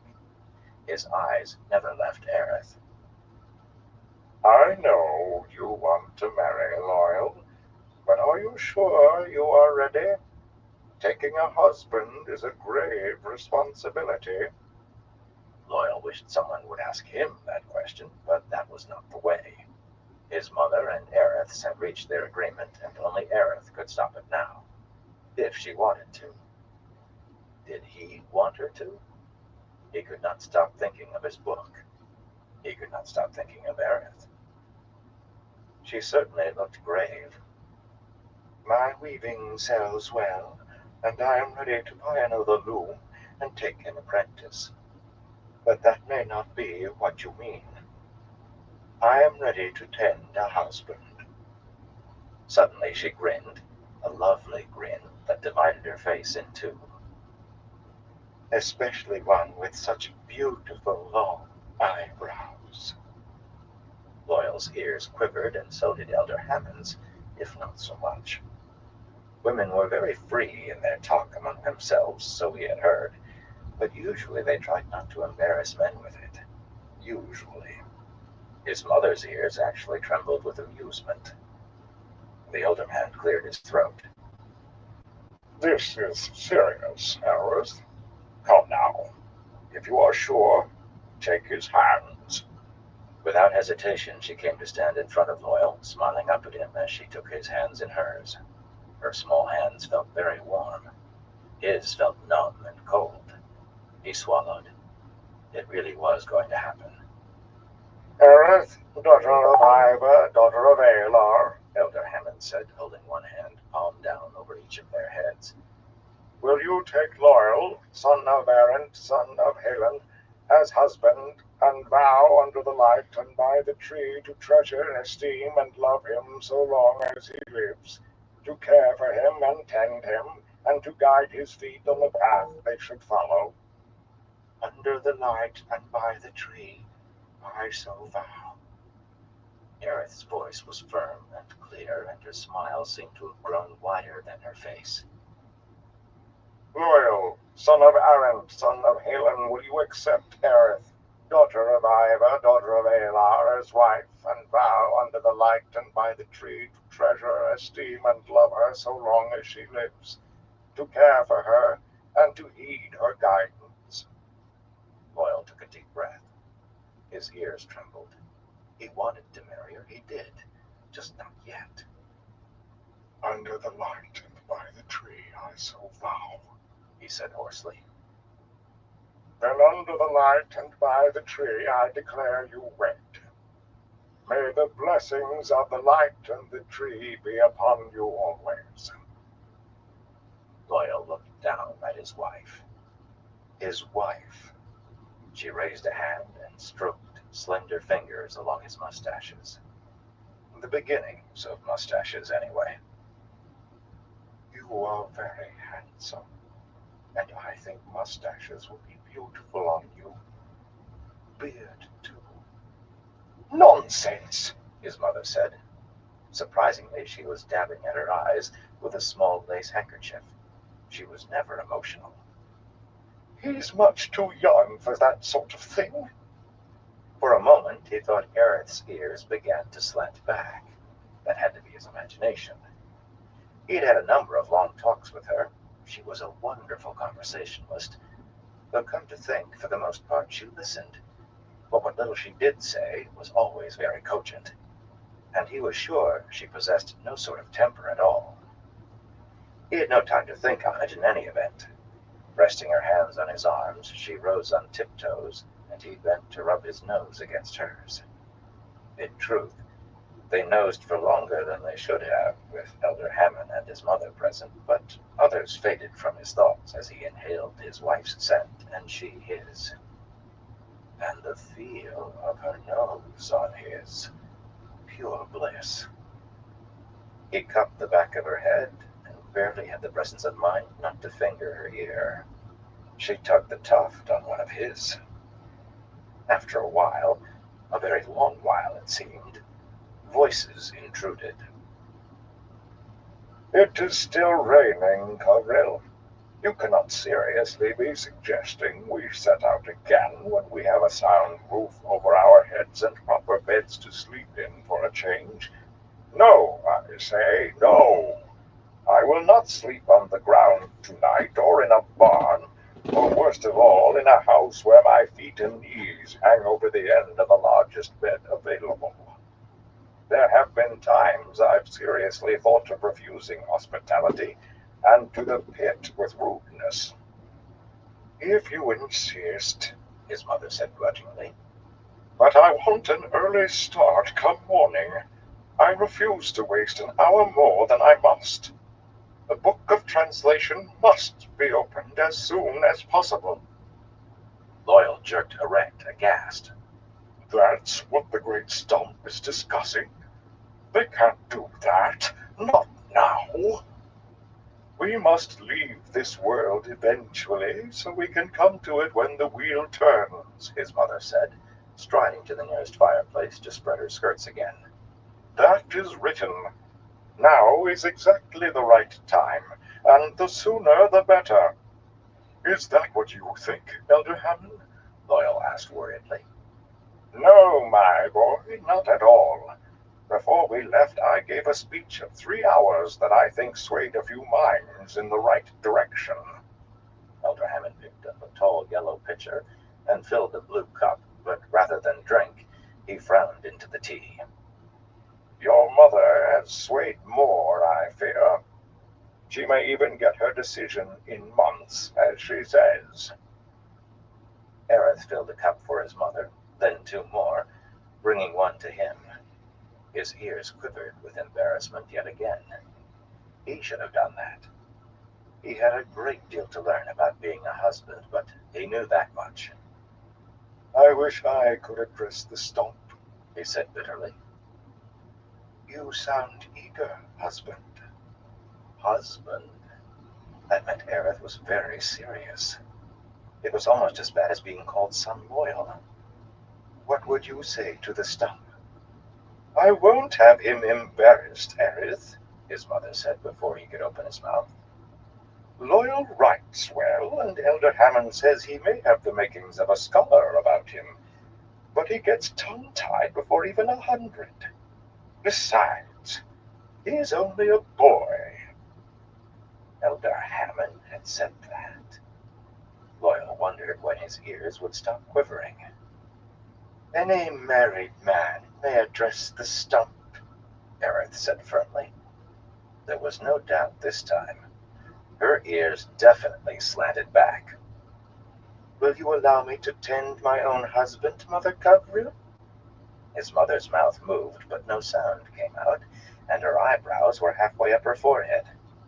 He did not think he had ever seen her so taken aback, though she must have expected this. A wife always took precedence with her husband over his mother. Well, husband, what would you say? He was not eager, he was desperate. He took a long swallow of the spice-scented tea, but his mouth felt just as dry afterward. His mother was right. The more people were listening, the more he tended to forget what he intended to say and go off on tangents. He had to admit that sometimes he rambled a bit with only a few listeners. Just a bit, now and then. He knew the forms. A child of 50 knew the forms. Yet he could not make the words come. The few listening to him now were not just any few. His mother was a famous speaker, Elder Hammond a noted one, not to mention being an elder. And there was Aerith. A man wanted to stand well in his wife's eyes. Turning his back on them, he strode to the nearest window and stood rolling the teacup between his palms. The window was sized decently, though the panes set in the carved casement were no larger than those in the rooms below. The rain had dwindled to a drizzle falling from a gray sky, and despite bubbles in the glass, he could make out the trees beyond the fields, pine and sour gum, and the occasional oak, all full of new growth. Algaran's people tended their forest well, clearing out the deadfall to rob wildfire of its tinder. Fire had to be used carefully. The words came more easily now that he could not see the others watching him. Should he begin with the longing? Could they dare leave if they would begin dying in a handful of years? No.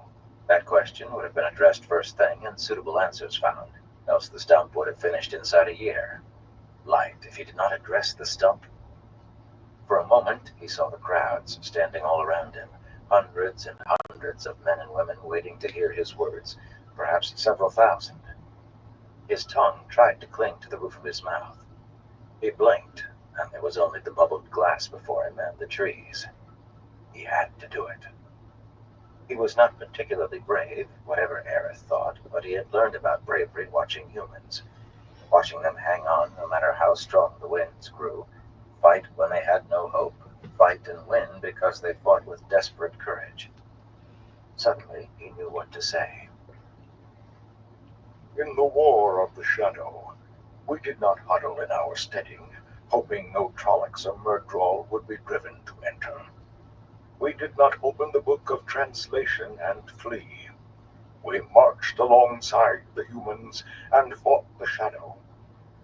In the Trolloc Wars, we neither hid in the steading nor opened the book of translation. We marched with the humans and fought the Shadow. In the darkest years, when hope seemed gone, we fought the Shadow. And by the War of the 100 Years, we had learned not to get ourselves tangled in human affairs, his mother put in. That was allowed. Speaking could turn into a debate unless the pure beauty of your words held the listeners. She had once spoken from sunrise to sunset in favor of a very unpopular position without a single interruption, and the next day no one had risen to speak against her. He could not form beautiful sentences. He could only say what he believed. He did not turn from the window. The War of the 100 Years was a human affair, none of ours. The shadow is our affair. When it is the shadow that must be fought, our axes have always grown long handles. Perhaps in a year, or 5 or 10, we will open the book of translation. But if we do it now, we cannot run away with any real hope of safety. Tarmangaiden is coming, and on that hangs the fate not only of this world, but of any world we might flee to. When fire threatens the trees, we do not run away and hope that the flames will not follow us. We fight. Now the shadow is coming like wildfire, and we dare not run from it. Something was moving among the trees, all along the line he could see. A herd of cattle? A very big herd, if so. That isn't bad, his mother said. Much too plain spoken to carry any weight at a steading stump, much less the great stump, of course. But not bad. Go on. Trollocs, he breathed. That was what it was. Thousands of Trollocs in black spiked mail spilling out of the trees at a run with scythe-curved swords raised, shaking their spiked spears, some carrying torches. Trollocs as far as he could see to left and right. Not thousands, tens of thousands. Aerith pushed in beside him at the window and gasped. So many. Are we going to die, Loyal? She did not sound afraid. She sounded excited. Not if I can warn Rand and the others. He was already starting for the door. Only Aes Sedai and Ashaman could save them now. Here, my boy, I think we may need these. He turned just in time to catch the long-handled axe that Elder Hammond tossed him. The other man's ears were back all the way, laid flat against his skull. Loyal realized his own were, too. Here, Aerith, his mother said calmly, lifting down one of the pruning knives. If they get inside, we will try to hold them at the stairs. You are my hero, husband, Aerith said as she took the knife's shaft in hand. But if you get yourself killed, I will be very angry with you. She sounded as if she meant it. And then he and Elder Hammond were running down the corridor together, pounding down the stairs, bellowing at the tops of their lungs a warning and a battle cry that had not been heard in over 2,000 years. Trollocs coming! Up axes and clear the field! Trollocs coming! So I will take care of Tyr and Loghain while you... Abruptly, Rand wrinkled his nose. It was not that he actually smelled a rotting midden heap suddenly, but he felt as if he did, and the feeling was getting stronger. Shadow spawn, Cadsuane said quietly, putting down her embroidery and rising. His skin tingled as she embraced the source. Or maybe it was Olivia, walking briskly toward the windows after the Green Sister. Min stood drawing a pair of throwing knives from her coat sleeves. At the same instant, through the thick walls, he faintly heard Ogier shouting. There was no mistaking those deep drum-like voices. Trollocs coming! Up axes and clear the field! With an oath, he leaped to his feet and ran to a window. Trollocs in thousands came running through the light rain across the newly planted fields. Trollocs as tall as Ogier and taller. Trollocs with ram's horns and goat's horns, wolves' snouts, boars' snouts. Trollocs with eagles' beaks and crests of feathers. Muddy earth splashing beneath boots and hooves and paws. Silent as death they ran.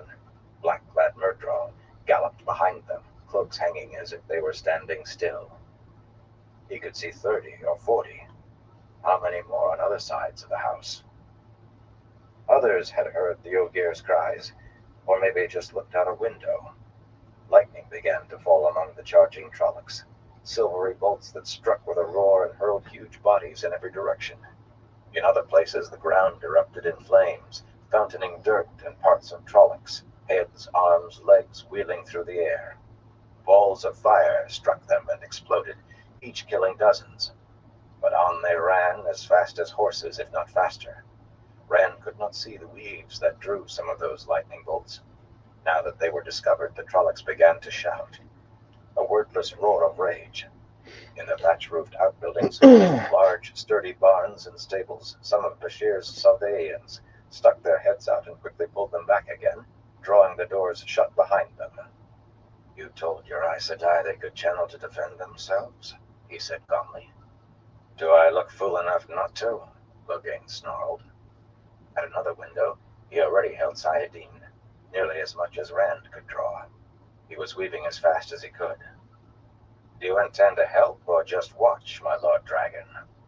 There was entirely too much sarcasm in that, but now was not the time to bring it up.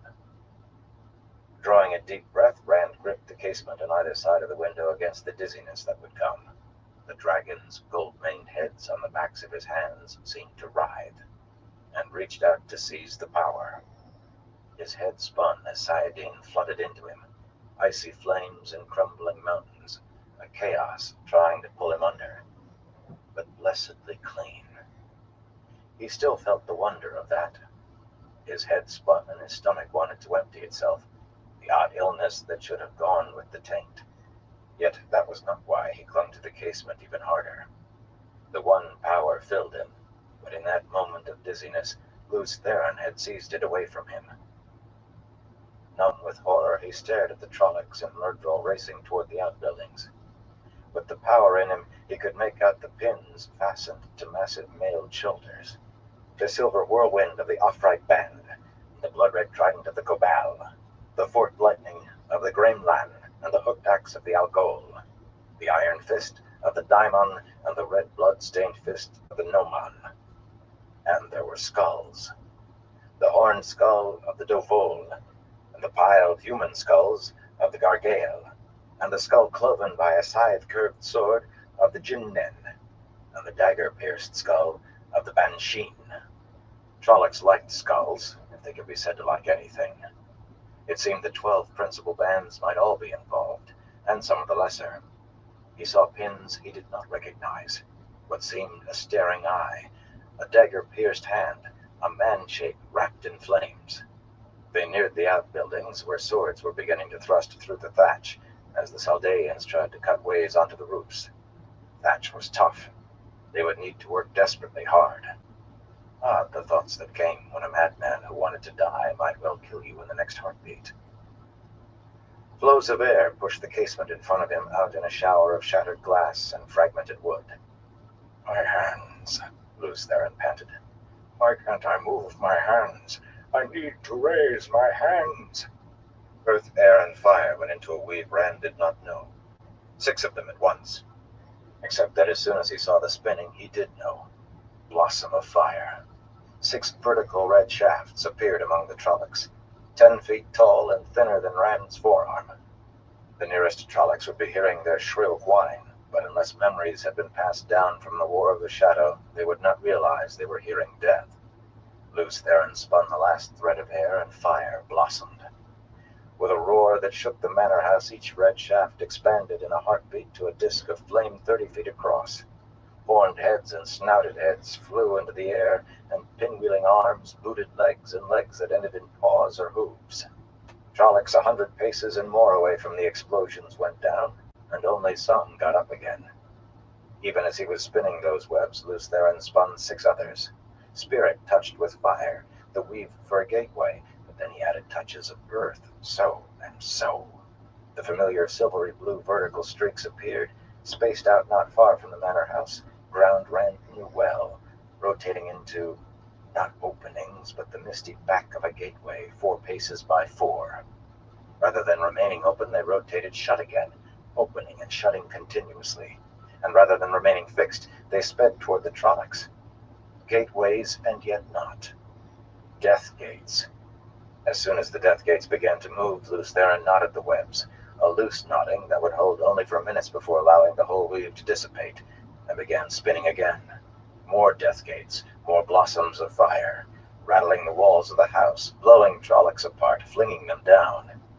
The first of the speeding death gates struck the Trollocs and carved through them. It was not just the slicing edge of the constantly opening and closing gateways. Where a death gate passed, there simply were no Trollocs remaining. My hands, the madman howled. My hands! Slowly, Rand raised his hands, stuck them through the opening. Immediately, Lews Therin wove fire and earth, an intricate combination, and red filaments flashed from Rand's fingertips, 10 from each fanning out. Arrows of fire, this. He knew. As soon as those vanished, more appeared, so fast they seemed to flicker rather than actually go away. Trollocs, struck by the filaments, jerked as flesh and blood, heated in a flash beyond boiling, erupted, jerked and fell, holes blown entirely through their thick bodies. Often 2 or 3 behind fell victim as well before a filament died. He spread his fingers and moved his hands slowly from side to side, spreading death across the whole line. Blossoms of fire appeared that were not his weaving, and death gates, slightly smaller than Lews Therin's, and arrows of fire that must have been Logain's. The other Ashaman were paying attention, but few would be where they could see those last 2 webs spun. Trollocs fell by the hundreds, the thousands, riven by lightning bolts and balls of fire, blossoms of fire, and death gates and arrows of fire. The earth itself exploding beneath their feet, yet on they raced, roaring and waving their weapons, Myrddraal riding close behind, black-bladed swords in hand. As they reached the outbuildings, some of the Trollocs surrounded them, pounding on the doors with their fists, prying at the boards of the walls with their swords and spears, tossing flaming torches onto the thatched roofs. Saldaeans up there, working their horsebows as fast as they could, kicked the torches back down, but some hung up on the edges of the roof and flames began catching even on damp thatch. The fires, Rand thought at Lews Therin. The Saldaeans will burn. Do something. Lews Therin made no reply, only wove death as fast as he could and hurled it at the Trollocs, death gates and arrows of fire. A Myrddraal, riddled by half a dozen red filaments, was flung from its saddle.